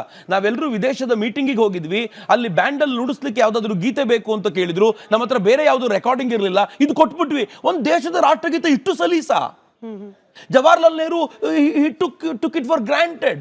ಇಡೀ ದೇಶವನ್ನ ನಾನು ಹೇಳ್ದಂಗೆ ಕೇಳುತ್ತೆ ಅನ್ನೋ ಥರ ತಗೊಂಡೋಗಿ ಕೊಟ್ಟು ಬಂದ್ಬಿಟ್ರೆ ಅಂತ ಹೇಳಿದ್ರು. ಇಡೀ ದೇಶ ಅದನ್ನು ಅಕ್ಸೆಪ್ಟ್ ಮಾಡಬೇಕಾಯ್ತು. ನನಗೆ ರವೀಂದ್ರನಾಥ್ ಠಾಕೂರ್ರ ದೇಶಭಕ್ತಿಯ ಬಗ್ಗೆ ನಯಾ ಪೈಸೆಯಷ್ಟು ಬೇಜಾರಿಲ್ಲ ಅಥವಾ ಎಳ್ಳಷ್ಟು ಅನುಮಾನ ಇಲ್ಲ. ನಾನು ಅಪಾರವಾಗಿ ಗೌರವಿಸ್ತೀನಿ. ಆದರೆ ಈ ಗೀತೆಯನ್ನ ಹಾಡಿದ್ಯಾವಾಗ ಅವ್ರಿಗೆ ಬೇರೆ ಬೇರೆ ಕಾರಣವನ್ನು ಕೊಡ್ತಾರೆ. ಸ್ವತಃ ಅವತ್ತಿನ ಟೆಲಿಗ್ರಾಫ್ ಪತ್ರಿಕೆ ಬರೀತು ಈ ಗೀತೆಯನ್ನ ಮೊದಲ ಬಾರಿಗೆ ಹಾಡಿದ್ದು 5th ಜಾರ್ಜ್ ಭಾರತಕ್ಕೆ ಬಂದಾಗ ಅಂತ. 5th ಜಾರ್ಜ್ ಭಾರತಕ್ಕೆ ಬಂದಾಗ ಅವನ ಸ್ವಾಗತಕ್ಕೆ ಅವತ್ತಿನ ಕಾಂಗ್ರೆಸ್ ಹಾಡಿಸಿದ ಗೀತೆ ಜನಗಣಮನ ಅಧಿನಾಯಕ ಜಯ. ಅಧಿನಾಯಕ ಅಂದ್ರೆ ಯಾರು ಹಾಗಿದ್ರೆ ಯಾರು ಅಂತ ಅನ್ಸುತ್ತೆ, ಅಧಿನಾಯಕ ಅಂತ ಆಗ್ಬಿಡತ್ತೆ ಅಂತ. ಸೊ ಈ ಪರಿಕಲ್ಪನೆಯನ್ನು ಕಟ್ಕೊಂಡಾಗ ಸಮಾಜ ಹೇಳ್ತು ಇದು ಬೇಡ. ಸ್ವತಃ ರವೀಂದ್ರರೇ ಮೊದಲನೇ ಬಾರಿಗೆ ಹಾಡಿ ಯಾವುದಕ್ಕೆ ಗೌರವ ತಂದುಕೊಟ್ರೋ ಅದನ್ನ ರಾಷ್ಟ್ರಗೀತೆ ಮಾಡೋಣ. ಯಾಕೆ ಬೇಡ ಅಂತ ನೆಹರುಗೆ ಅನ್ನಿಸ್ತು ಅಂತಂದ್ರೆ, ಮುಸಲ್ಮಾನರು ಬೇಜಾರು ಮಾಡ್ಕೊಂಡ್ರೆ, ಮುಸಲ್ಮಾನರಿಗೆ ಪ್ರತ್ಯೇಕ ರಾಷ್ಟ್ರ ಕೊಟ್ಟಾಗಿದೆಯಲ್ಲ, ನೀವೇನ್ ಬೇಕಿದ್ರು ಮಾಡ್ಕೊಳ್ಳಿಯಲ್ಲ ಅಂತ ಹೇಳಿದಾಗ್ಲೂ ಕೂಡ ಅವರ ಮನಸ್ಸಿನಲ್ಲಿ ಆ ಥರದ್ದು ಯಾವ ಪರಿಕಲ್ಪನೆಯೂ ಇರಲಿಲ್ಲ. ಒಟ್ಟಾರೆ ಈ ಗೀತೆಯನ್ನ ಯಾವ ಕಾರಣಕ್ಕೂ ಅಕ್ಸೆಪ್ಟ್ ಮಾಡ್ಕೊಳ್ಳೋ ಸ್ಥಿತಿ ಇಲ್ಲ ಅಂತ. ಹೀಗಾಗಿ ವಂದೇ ಮಾತರಂನ ಕಂಡಾಗಲೆಲ್ಲ ಅದಕ್ಕೆ ಪ್ಯಾರಲಲ್ ಆಗಿ ನಿಸ್ಸಂಶಯವಾಗಿ ಈ ಮನುಷ್ಯನು ಬಂದು ನಿಲ್ತಾರೆ. ಜವಾಹರ್ಲಾಲ್ ನೆಹರು ಮೇಲೆ ಆರೋಪ ಆಗುತ್ತೆ. ಆರೋಪಕ್ಕೆ ಉತ್ತರ ಕೊಡಬೇಕು, ಓಡೋಗೋದಲ್ಲ. ತಪ್ಪಾಗಿದ್ರೆ ಹೌದು ತಪ್ಪಾಯ್ತು ಅಂತ ಹೇಳಬೇಕು. ತಪ್ಪಾಗಿದೆ ಅಂತ ಹೇಳ್ಕೊಳ್ಳುವ ಸ್ಥಿತಿಯಲ್ಲಿ ಅವ್ರು ಇಲ್ಲ. ಯಾಕೆ ಅಂತಂದ್ರೆ ಇವತ್ತಿಗೂ ಕೂಡ ವಂದೇ ಮಾತರವನ್ನು ವಿರೋಧಿಸುವಂತ ಮನಸ್ಥಿತಿಯಿಂದ ಆಚೆಗೆ ಅವ್ರು ಬರಲಿಲ್ಲ. ಇದು ಅವ್ರ ಪ್ರಾಬ್ಲಮ್. ನೀವು ಆರ್ಕೆಸ್ಟ್ರಾ ಬಗ್ಗೆ ಹೇಳ್ತಾ ಇದ್ರಿ. ಶ್ಯಾಮ್ ಪ್ರಸಾದ್ ಮುಖರ್ಜಿ ಅವರಿಗೆ ನೆಹರು ಅವರೇ ಬರೆದಿರುವ ಪತ್ರದ ಉಲ್ಲೇಖ, ಇದ್ರ ಬಗ್ಗೆ ಕೂಡ ಬಹಳ ಚರ್ಚೆ ಆಗುತ್ತೆ. ಇದ್ರಲ್ಲಿ ಕೂಡ ನೆಹರು ಅವರು ಬಹಳ ಸ್ಪಷ್ಟವಾಗಿ ಹೇಳ್ತಾರೆ, ವಂದೇ ಮಾತರಮ್ಮು ಈ ಫಾರಿನ್ ಆರ್ಕೆಸ್ಟ್ರಾಗಳಿಗೆ ಸೂಟ್ ಆಗೋ ರೀತಿಯಲ್ಲಿ ಇಲ್ಲ. ಭಾರತದ ನ್ಯಾಷನಲ್ ಆಂಥಮ್ ಅಂತ ಹೇಳಿ ಯಾವ್ದಿರುತ್ತೆ ಅದು ಕೇವಲ ಭಾರತದಲ್ಲಿ ಮಾತ್ರವಲ್ಲ ವಿದೇಶಿ ನೆಲದಲ್ಲೂ ಕೂಡ ಹಾಡಬೇಕು. ಹಾಗಾಗಿ ಜನಗಣಮನವನ್ನ ನಾವು ಚೂಸ್ ಮಾಡ್ಬೋದು, ಯಾಕಂದ್ರೆ ಇದು ಫಾರಿನ್ ಆರ್ಕೆಸ್ಟ್ರಾಗಳಿಗೆ ಸೂಟ್ ಆಗುತ್ತೆ. ಇದನ್ನ ಉಲ್ಲೇಖ ಹೇಗೆ ಮಾಡ್ತಾರೆ ಅಥವಾ ವಿಶ್ಲೇಷಣೆ ಹೇಗೆ ಮಾಡ್ತಾರೆ ಅಂದ್ರೆ, ಹೌದಲ್ವಾ, ಬೇರೆ ರಾಷ್ಟ್ರಗಳಲ್ಲೂ ಕೂಡ ಹಾಡುವಂತಹ ಗೀತೆ ನಮ್ಮ ರಾಷ್ಟ್ರಗೀತೆ ಆಗಬೇಕು, ಹಾಗಾಗಿ ಜನಗಣಮನವನ್ನ ಚೂಸ್ ಮಾಡಿದ್ರು ತಪ್ಪು. ಬೇರೆ ರಾಷ್ಟ್ರಗಳಲ್ಲಿ ಯಾರು ಹಾಡ್ತಾರೆ ಸ್ಮಿತಾ? ನಾವೇ ಹಾಡಬೇಕು ಅಲ್ಲ, ನಾವೇ ಹಾಡಬೇಕು. ಬೇರೆ ಈಗ ಡೊನಾಲ್ಡ್ ಟ್ರಂಪ್ ನಿಂತ್ಕೊಂಡು ಹಾಡ್ತಾನ? ಈ ದೇಶದ ಪ್ರಧಾನಮಂತ್ರಿ ಹೋದಾಗ ಅಲ್ಲಿನ ಬ್ಯಾಂಡ್ ಸೆಟ್ನವರು ಅದನ್ನು ನುಡಿಸಬೇಕಾಗುತ್ತೆ ಅನ್ನುವ ಒಂದೇ ಒಂದು ಕಾರಣಕ್ಕೆ ಜಗತ್ತಿನ ಒಂದೆರಡು ರಾಷ್ಟ್ರಗಳು, ನನಗೆ ಆ ರಾಷ್ಟ್ರಗಳ ಹೆಸರು ಗೊತ್ತಿಲ್ಲ, ನೀವು ಹುಡುಕಾಡಿದ್ರೆ ಗೊತ್ತಾಗ್ಬೋದು, ರಾಷ್ಟ್ರಗೀತೆ ಯಾವುದು ಅಂತ ಕೇಳಿದ್ರೆ ಬರೀ ಮ್ಯೂಸಿಕ್ ಇದೆ, ಪದಗಳೇ ಇಲ್ಲ. ಪದಗಳೇ ಇಲ್ಲದ ರಾಷ್ಟ್ರಗೀತೆಯನ್ನು ಇಟ್ಕೊಂಡಿರಿದ್ದಾರೆ. ಯಾಕೆಂದ್ರೆ ಅದು ಆ ರಾಷ್ಟ್ರದ ಪರಂಪರೆಗೆ, ರಾಷ್ಟ್ರೀಯತೆಗೆ ಪ್ರೇರಣೆ ಕೊಡಬಲ್ಲಂತ, ಶಕ್ತಿ ಕೊಡಬಲ್ಲಂತ ಸಂಗತಿ ಅಂತ. ಆದ್ರೆ ನಮ್ಮಲ್ಲಿ ದುರದೃಷ್ಟಕರ ಸಂಗತಿ ಏನು ಅಂತಂದ್ರೆ, ಯಾವುದು ಪ್ರೇರಣಾದಾಯಿ ಆಗ್ಬೇಕಿತ್ತೋ, ಯಾವುದು ಶಕ್ತಿ ತುಂಬಬೇಕಿತ್ತೋ ಅದನ್ನ ಈ ಸ್ಥಿತಿಗೆ ಇಳಿಸ್ಕೊಂಡಿದೀವಿ ನಾವು. ಅದನ್ನ ಈ ತರ ಬೇರೆ ರಾಷ್ಟ್ರದವರಿಗೆ ಒಪ್ಪಿಗೆ ಆಗಬೇಕು ಅನ್ನೋ ಕಾರಣಕ್ಕೋಸ್ಕರ ನಾವೊಂದು ಇಂಗ್ಲಿಷ್ ಹಾಡನ್ನೇ ಸೆಲೆಕ್ಟ್ ಮಾಡಬೇಕಾಗಿದ್ರೆ, ಇಂಗ್ಲಿಷ್ ಹಾಡನ್ನು ಮಾಡೋದ್ರಿಂದ ಎಲ್ಲ ಬ್ಯಾಂಡಿಗೂ ಚೆನ್ನಾಗಿ ಸೂಟ್ ಆಗುತ್ತೆ, ಅದಕ್ಕೆ ಮಾಡಬೇಕು ಅಂತ ಪುಣ್ಯ ನೆಹರು ಅದನ್ನು ಹೇಳಲಿಲ್ಲ. ಇಲ್ಲದೆ ಹೋಗಿದ್ರೆ ನೆಹರು ಅದನ್ನು ಹೇಳಿರ್ತಿದ್ರು. ಆದ್ರೆ ಬಹುಶಃ ನನಗನ್ಸುತ್ತೆ ಜನಗಣಮನ ಕೂಡ ಇವ್ರೇನ್ ತಿಳ್ಕೊಂಡಿದ್ದಾರೋ ಅಷ್ಟೇ ಇಲ್ಲ. ಜನಗಣಮನದಲ್ಲೂ ಮತ್ತೆ 3 ಸ್ಟ್ಯಾನ್ಸಾ ಇದೆ. ಈ 3 ಸ್ಟ್ಯಾನ್ಸಾನು ಸರಿಯಾಗಿ ಈ 3 ಸ್ಟ್ಯಾನ್ಸಾನು ಸರಿಯಾಗಿ ನೋಡಿದ್ರೆ ಮುಸಲ್ಮಾನರು ಅದಕ್ಕೂ ವಿರೋಧ ಮಾಡ್ತಾರೆ. ಅದಕ್ಕೆ ನಾನು ಹೇಳಿದ್ದು ರವೀಂದ್ರನಾಥ್ ಠಾಗೂರ್ ಬಗ್ಗೆ ನನಗೆ ಎಳ್ಳಷ್ಟು ಅನುಮಾನ ಇಲ್ಲ. ಆ ಮನುಷ್ಯನ ದೇಶಭಕ್ತಿ ಅಪ್ರತಿಮವಾದ್ದು. ಕಾಂಗ್ರೆಸ್ಸಿಗೆ ಸರಿಯಾಗಿ ಅವ್ರ ದೇಶಭಕ್ತಿ ಅರ್ಥ ಆದ್ರೆ ನಾಳೆಯಿಂದ ರವೀಂದ್ರನಾಥ್ ಠಾಗೂರ್ ವಹಿಸ್ಕೊಂಡು ಮಾತಾಡೋದೇ ಬಿಟ್ಬಿಡ್ತಾರೆ. ಯಾವ ರಾಷ್ಟ್ರಗೀತೆಯನ್ನ ಕೇಳಬೇಕಾದ್ರೆ ನಾನು ನಿಂತ ಜಾಗದಲ್ಲಿ ರಾಷ್ಟ್ರಕ್ಕೋಸ್ಕರ ನನ್ನನ್ನು ನಾನು ಸಮರ್ಪಿಸಿಕೊಳ್ಬೇಕು ಅಂತ ಅನ್ನಿಸ್ಬೇಕು, ಅದು ರಾಷ್ಟ್ರಗೀತೆ ಆಗಬೇಕು. ಸೊ ಆ ದಿಶೆಯಿಂದ ನೋಡಿದ್ರೆ 1905ರಿಂದ ಹಿಡಿದು 1947ರವರೆಗೆ ನಿರಂತರವಾಗಿ ಈ ದೇಶದ ಅತ್ಯಂತ ಸಾಮಾನ್ಯ ವ್ಯಕ್ತಿಗೂ ಪ್ರೇರಣೆ ಕೊಟ್ಟಂತ ಗೀತೆ ಮಂತ್ರ ಯಾವುದಾದಿದ್ರೆ ವಂದೇ ಮಾತರಂ. ಎಷ್ಟು ಜನ ಜನಗಣಮನವನ್ನ ಅವರು ಸ್ವಾತಂತ್ರ್ಯಕ್ಕಿಂತ ಮುಂಚೆ ಹಾಡಿದ್ದಾರೆ ಹೇಳಿ? ಜನಗಣಮನದ ಬಗ್ಗೆ ವಿರೋಧ ಬೇರೆ ಪ್ರಶ್ನೆ, ಆದ್ರೆ ಎಷ್ಟು ಜನ ಹಾಡಿದ್ದಾರೆ? ಬಟ್ ನೀವು ಅದನ್ನ ರಾಷ್ಟ್ರಗೀತೆ ಅಂತ ಗುರುತಿಸ್ಲಿಕ್ಕೆ ಕಾರಣ ಏನು? ಅದರಲ್ಲಿ ಕೆಲವು ಪದಗಳು ಇಡೀ ದೇಶವನ್ನ ಪ್ರತಿನಿಧಿಸುತ್ತೆ ಅನ್ನೋ ಏಕೈಕ ಕಾರಣಕ್ಕ ಇದಿರ್ಬೋದಾ? ಇದು ಆಗಿನ ಅಸ್ಸಾಂನ ಗವರ್ನರ್ ಆಗಿದ್ದ ಪ್ರಕಾಶ್ ಅವರಿಗೆ ನೆಹರು ಅವ್ರು ಬರೆದಿರುವ ಪತ್ರ ಅಂತ ಹೇಳಿ ಉಲ್ಲೇಖ ಇರೋದು. ಇದರಲ್ಲಿ ನೆಹರು ಅವರು ಬಹಳ ಸ್ಪಷ್ಟವಾಗಿ ಬರೀತಾರೆ, I think it would be most unfortunate for Vande Mataram to be adopted as the national anthem. ಅಂದ್ರೆ ನೆಹರು ಅವ್ರು ಯೋಚನೆ ಮಾಡ್ತಿದ್ದಾರೆ, ವಂದೇ ಮಾತರಂ ಅನ್ನ ನ್ಯಾಷನಲ್ ಆಂಥಮ್ ಅಂತ ಹೇಳಿ ಗುರುತಿಸ್ಬಿಟ್ರೆ it will be the most unfortunate. ಇದು ನೆಹರು ಅವರ ಕಲ್ಪನೆ. ಬಹುಶಃ ಉತ್ತರ ಇದೇ ಇರಬಹುದು. ಅದಕ್ಕೆ ಮತ್ತೆ ನೆಹರು ಯಾಕೆ ಬರ್ತಾರೆ ಅಂದ್ರೆ ಇದೇ ಕಾರಣಕ್ಕೆ. ನೆಹರು ಪ್ರತಿ ಕ್ಷಣದಲ್ಲೂ ಇದ್ರ ಹಿಂದೆ ನಿಂತು ಯಾವ ಕಾರಣಕ್ಕೂ ವಂದೇ ಮಾತರಂ ಆಗಬಾರದು ಅಂತ ಡಿಸೈಡ್ ಮಾಡಿದ್ರು. ನೆಹರು ಹಿಂದೂ ವಿರೋಧಿ. ನಾನಿವತ್ತು ಕ್ಯಾಮರಾ ಮುಂದೆ ಕೂತ್ಕೊಂಡು ಹೇಳ್ತೀನಿ, ಯಾಕೆ ಹಿಂದೂ ವಿರೋಧಿ? ನೆಹರು ವಂದೇ ಮಾತರಂನ ವಿರೋಧಿಸಿದ್ರು. ಯಾವ ಕಾರಣಕ್ಕೆ? ಮುಸಲ್ಮಾನರಿಗೆ ಇದರಿಂದ ನೋವಾಗುತ್ತೆ. ಅದರಲ್ಲಿ ತೊಮ್ಮಿ ದುರ್ಗಾ ದಶಪ್ರಹರಣ ಧಾರಣಿ ಅಂತ ಬರುತ್ತೆ. ನೆಹರು ಸೋಮನಾಥ ಮಂದಿರವನ್ನ ಕಟ್ಟೋದು ಬೇಡ ಅಂತ ಹೇಳಿದ್ರು. ಯಾವ ಕಾರಣಕ್ಕೆ? ಅದರಿಂದ ಮುಸಲ್ಮಾನರಿಗೆ ನೋವಾಗುತ್ತೆ. ಅಲ್ಲಪ್ಪ, ಸೋಮನಾಥ ಮಂದಿರದ ಮೇಲೆ ನಿರಂತರ ದಾಳಿಯಾಗಿ ನಾವು ಅನುಭವಿಸಿರೋ ನೋವು, ಅದಕ್ಕೇನು ಹೇಳ್ತೀರಾ? ಗೊತ್ತಿಲ್ಲ. ನೆಹರು ಈ ದೇಶದಲ್ಲಿ ಯಾವ್ಯಾವ ಮುಸ್ಲಿಂ ಮಸೀದಿಗಳು ನಿರ್ಮಾಣಗೊಂಡಿವೆಯೋ ಅದು ಹಾಗೆ ಇರಲಿ ಅಂತ ಬಯಸ್ಕೊಂಡಿದ್ರು. ನೆಹರು ಯಾರು ಮುಸ್ಲಿಂ ವೀರರು ಅಂತ ಅನ್ಸ್ಕೊಂಡು ಇಲ್ಲಿ ತೀರ್ಕೊಂಡಿದ್ದಾರೋ ಅವರ ಗೋರಿಗಳಿಗೆ ಹೋಗಿ ಭೇಟಿ ಕೊಡ್ತಿದ್ರು, ತಮ್ಮ ಮಗಳನ್ನು ಕರ್ಕೊಂಡು ಹೋಗ್ತಿದ್ರು. ಅಂದ್ರೆ ಇದರ ಅರ್ಥ ಏನು? ನೆಹರು ಪದೇ ಪದೇ ಹಿಂದೂಗಳ ಭಾವನೆಯನ್ನ ಘಾಸಿಗೊಳಿಸಿ ಆದರೂ ಮುಸಲ್ಮಾನರ ಓಟನ್ನ ಇಂಟ್ಯಾಕ್ಟ್ ಆಗಿ ಇಟ್ಕೊಳ್ಳಿಕ್ಕೋಸ್ಕರ ಏನಾದರೂ ಮಾಡಬೇಕು ಅಂತ ನಿರಂತರ ಪ್ರಯತ್ನ ಪಟ್ಟವರು. ಹೀಗಾಗಿ ಇವತ್ತು ವಂದೇ ಮಾತರಂನ ಚರ್ಚೆ ಬಂದಾಗ ಕಟಕಟೆಯಲ್ಲಿ ನೆಹರು ನಿಂತ್ಕೊಳ್ತಾರೆ. ಕಾಂಗ್ರೆಸ್ ವಂದೇ ಮಾತರಂನ ಚರ್ಚೆ ಬೇಡ ಅಂತ ಯಾಕೆ ಹೇಳುತ್ತೆ ಗೊತ್ತಾ? ಇಷ್ಟೇ ಕಾರಣ. ಅವ್ರಿಗೆ ಗೊತ್ತಿದೆ, ಪ್ರತಿ ಬಾರಿ ರಾಷ್ಟ್ರೀಯತೆಯ ಚರ್ಚೆ ಬಂದಾಗಲೆಲ್ಲ ಅರಾಷ್ಟ್ರೀಕರಣದ ಅಥವಾ ದೇಶಭಕ್ತರ ವಿರುದ್ಧವಾಗಿ ನಿಂತಂತ ವ್ಯಕ್ತಿಯಾಗಿ ನೆಹರು ಪ್ರೊಜೆಕ್ಟ್ ಆಗ್ತಾರೆ. ಹೀಗಾಗಿ ನೆಹರುನ ಪಕ್ಕಕ್ಕಿಡ್ಲಿಕ್ಕೋಸ್ಕರ ಅವ್ರು ಈ ವಿಚಾರವನ್ನೇ ತರೋದು ಬೇಡ ಅಂತ ಹೇಳ್ತಾರೆ. 70-75 ವರ್ಷಗಳಲ್ಲಿ ಕಾಂಗ್ರೆಸ್ ಹೀಗೆ ಮಾಡ್ತು. ಈ ತರದ ಎಲ್ಲ ವಿಚಾರಗಳನ್ನ ಅಂಡರ್ ದ ಕಾರ್ಪೆಟ್ ದಬ್ತು, ಅದರ ಸಮಾಧಿಯ ಮೇಲೆ ತಾನು ನಿಂತ್ಕೊಂಡು ರಾಜ್ಯ ಮಾಡ್ತು. ಇನ್ನು ನಡೆಯೋದಿಲ್ಲ. ಇವತ್ತಿನ ಸಮಾಜ ಜಾಗೃತಗೊಂಡಿದೆ, ತರುಣರು ಎಚ್ಚೆತ್ತುಕೊಂಡಿದ್ದಾರೆ. ಅವರು ಇದನ್ನೆಲ್ಲ ಹುಡುಕಿ ತೆಗಿತಾರೆ, ಕಾಂಗ್ರೆಸ್ಗೆ ಛೀಮಾರಿ ಆಗ್ತಾರೆ ಅಂತ. ಬಟ್ ಕಾಂಗ್ರೆಸ್ ಇನ್ನೂ ಸಮರ್ಥನೆ ಮಾಡ್ಕೊಳ್ತಾ ಇದೆ. ಸುಭಾಷ್ ಚಂದ್ರ ಬೋಸ್ ಅವರಿಗೆ ನೆಹರು ಅವ್ರ ಭದ್ರ ಪತ್ರದ ಉಲ್ಲೇಖವನ್ನ ಪ್ರಧಾನಿ ನರೇಂದ್ರ ಮೋದಿ ಅವರು ಮಾಡಿದ್ರು. ಅದರಲ್ಲಿ ಮುಸಲ್ಮಾನರಿಗೆ ಇರಿಟೇಟ್ ಆಗುತ್ತೆ ಅನ್ನೋ ಕಾರಣಕ್ಕೆ ತ್ವೈದುರ್ಗಾ ಸಾಲ್ಗಳನ್ನ ತೆಗಿಬೇಕು ಅನ್ನೋದೇನು ಉಲ್ಲೇಖ ಆಗಿದೆ, ಅದು ಮುಸಲ್ಮಾನರಿಗೆ ಇರಿಟೇಟ್ ಆಗುತ್ತೆ ಅನ್ನೋದನ್ನೇ ಬಳಸಿದ್ದಾರೆ ಅಂತ ಹೇಳಿ ಮೋದಿ ಉಲ್ಲೇಖ ಮಾಡ್ತಾರೆ. ಆದ್ರೆ ಇದಕ್ಕೆ ಕಾಂಗ್ರೆಸ್ನಿಂದ ಸಮರ್ಥನೆ ಏನು? ಮೋದಿ ಅವರು ಪಿಕ್ ಅಂಡ್ ಸ್ಪೀಕ್ ರೀತಿಯಲ್ಲಿ ಮಾಡ್ತಿದ್ದಾರೆ. ಅದೇ ಪ್ಯಾರಾಗ್ರಾಫ್ ನ ಕೆಳಗಡೆಯಲ್ಲಿ ಬರೆದಿದ್ದಾರೆ ನೆಹರು ಅವರು, ಕೆಲ ಕಮ್ಯುನಾಲಿಸ್ಟ್ಗಳಿಗೆ, ಕೋಮುವಾದಿಗಳಿಂದ ವಿರೋಧ ಬರ್ತಾ ಇದೆ, ಆದ್ರೆ ನಾವು ಕೋಮುವಾದಿಗಳ ಮಾತಿಗೆ ಆಸ್ಪದ ಕೊಡೋದಿಲ್ಲ ಅನ್ನೋದು ನಮಗೆ ಗೊತ್ತಿದೆ. ಇದ್ರ ಬಗ್ಗೆ ಇನ್ನಷ್ಟು ಯೋಚನೆ ಮಾಡಿ, ಇನ್ನಷ್ಟು ವಿಚಾರ ಮಾಡಿ ನಂತರದಲ್ಲಿ ನಿರ್ಧಾರ ಮಾಡೋಣ ಅಂತ ಹೇಳಿ ಸುಭಾಷ್ ಚಂದ್ರ ಬೋಸ್ ಅವರಿಗೆ ನೆಹರು ಅವರು ಅದೇ ಪತ್ರದಲ್ಲಿ ಬರೆದಿದ್ದಾರೆ. ಇದ್ರ ಬಗ್ಗೆ ಮಾತನಾಡೋಲ್ಲ. ಇದು ಮತ್ತೆ ಕಾಂಗ್ರೆಸ್ನ ಸಮರ್ಥನೆ. ನಾನು ಹೇಳೋದು ಅಲ್ಲ, ಕರೆಕ್ಟ್ ಆಗಿದೆ. ಆ ಪ್ಯಾರಾಗ್ರಾಫ್ ನಲ್ಲಿ ಈ ವಿಚಾರಗಳ ಚರ್ಚೆ ಆಗಿದೆ.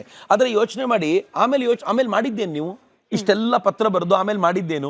ಅದೇ ಕಮ್ಯುನಲಿಸ್ಟ್ಗಳಿಗೆ ಯಾರು ಈ ದೇಶವನ್ನ ವಿಭಜಿಸುವಂತ ಲೀಡರ್ಶಿಪ್ ವಹಿಸಿದ್ರು, ಯಾರು ಮೌಲಾನಾ ಮಹಮ್ಮದ್ ಅಲಿ, ಆನಂತರ ಮಹಮ್ಮದ್ ಅಲಿ ಜಿನ್ನಾ, ಮೌಲಾನಾ ಮಹಮ್ಮದ್ ಅಲಿ ಮತ್ತು ಮಹಮ್ಮದ್ ಅಲಿ ಜಿನ್ನಾ ಅಣ್ಣ ತಮ್ಮಂದಿರತರಾಗೋದ್ರು. ಅವರಿಬ್ಬರು ಸೇರ್ಕೊಂಡು ಮುಸ್ಲಿಂ ಲೀಗಿನ ಮೂಲಕ ಪಾಕಿಸ್ತಾನದ ಪರಿಕಲ್ಪನೆಯನ್ನು ಹರಿಬಿಟ್ಟು ವಿಭಜಿಸ್ಲಿಕ್ಕೆ ಅಂತ ನಿಂತರು. ನೀವು ಅವರಿಬ್ಬರ ಮಾತಿಗೆ ಬೆಲೆ ಕೊಟ್ರಲ್ಲ. ಈ ದೇಶದ ಕೋಟ್ಯಂತರ ಮುಸಲ್ಮಾನರು ಅವತ್ತು ಒಂದೇ ಮಾತರಮ್ನ ಪರವಾಗಿದ್ರು.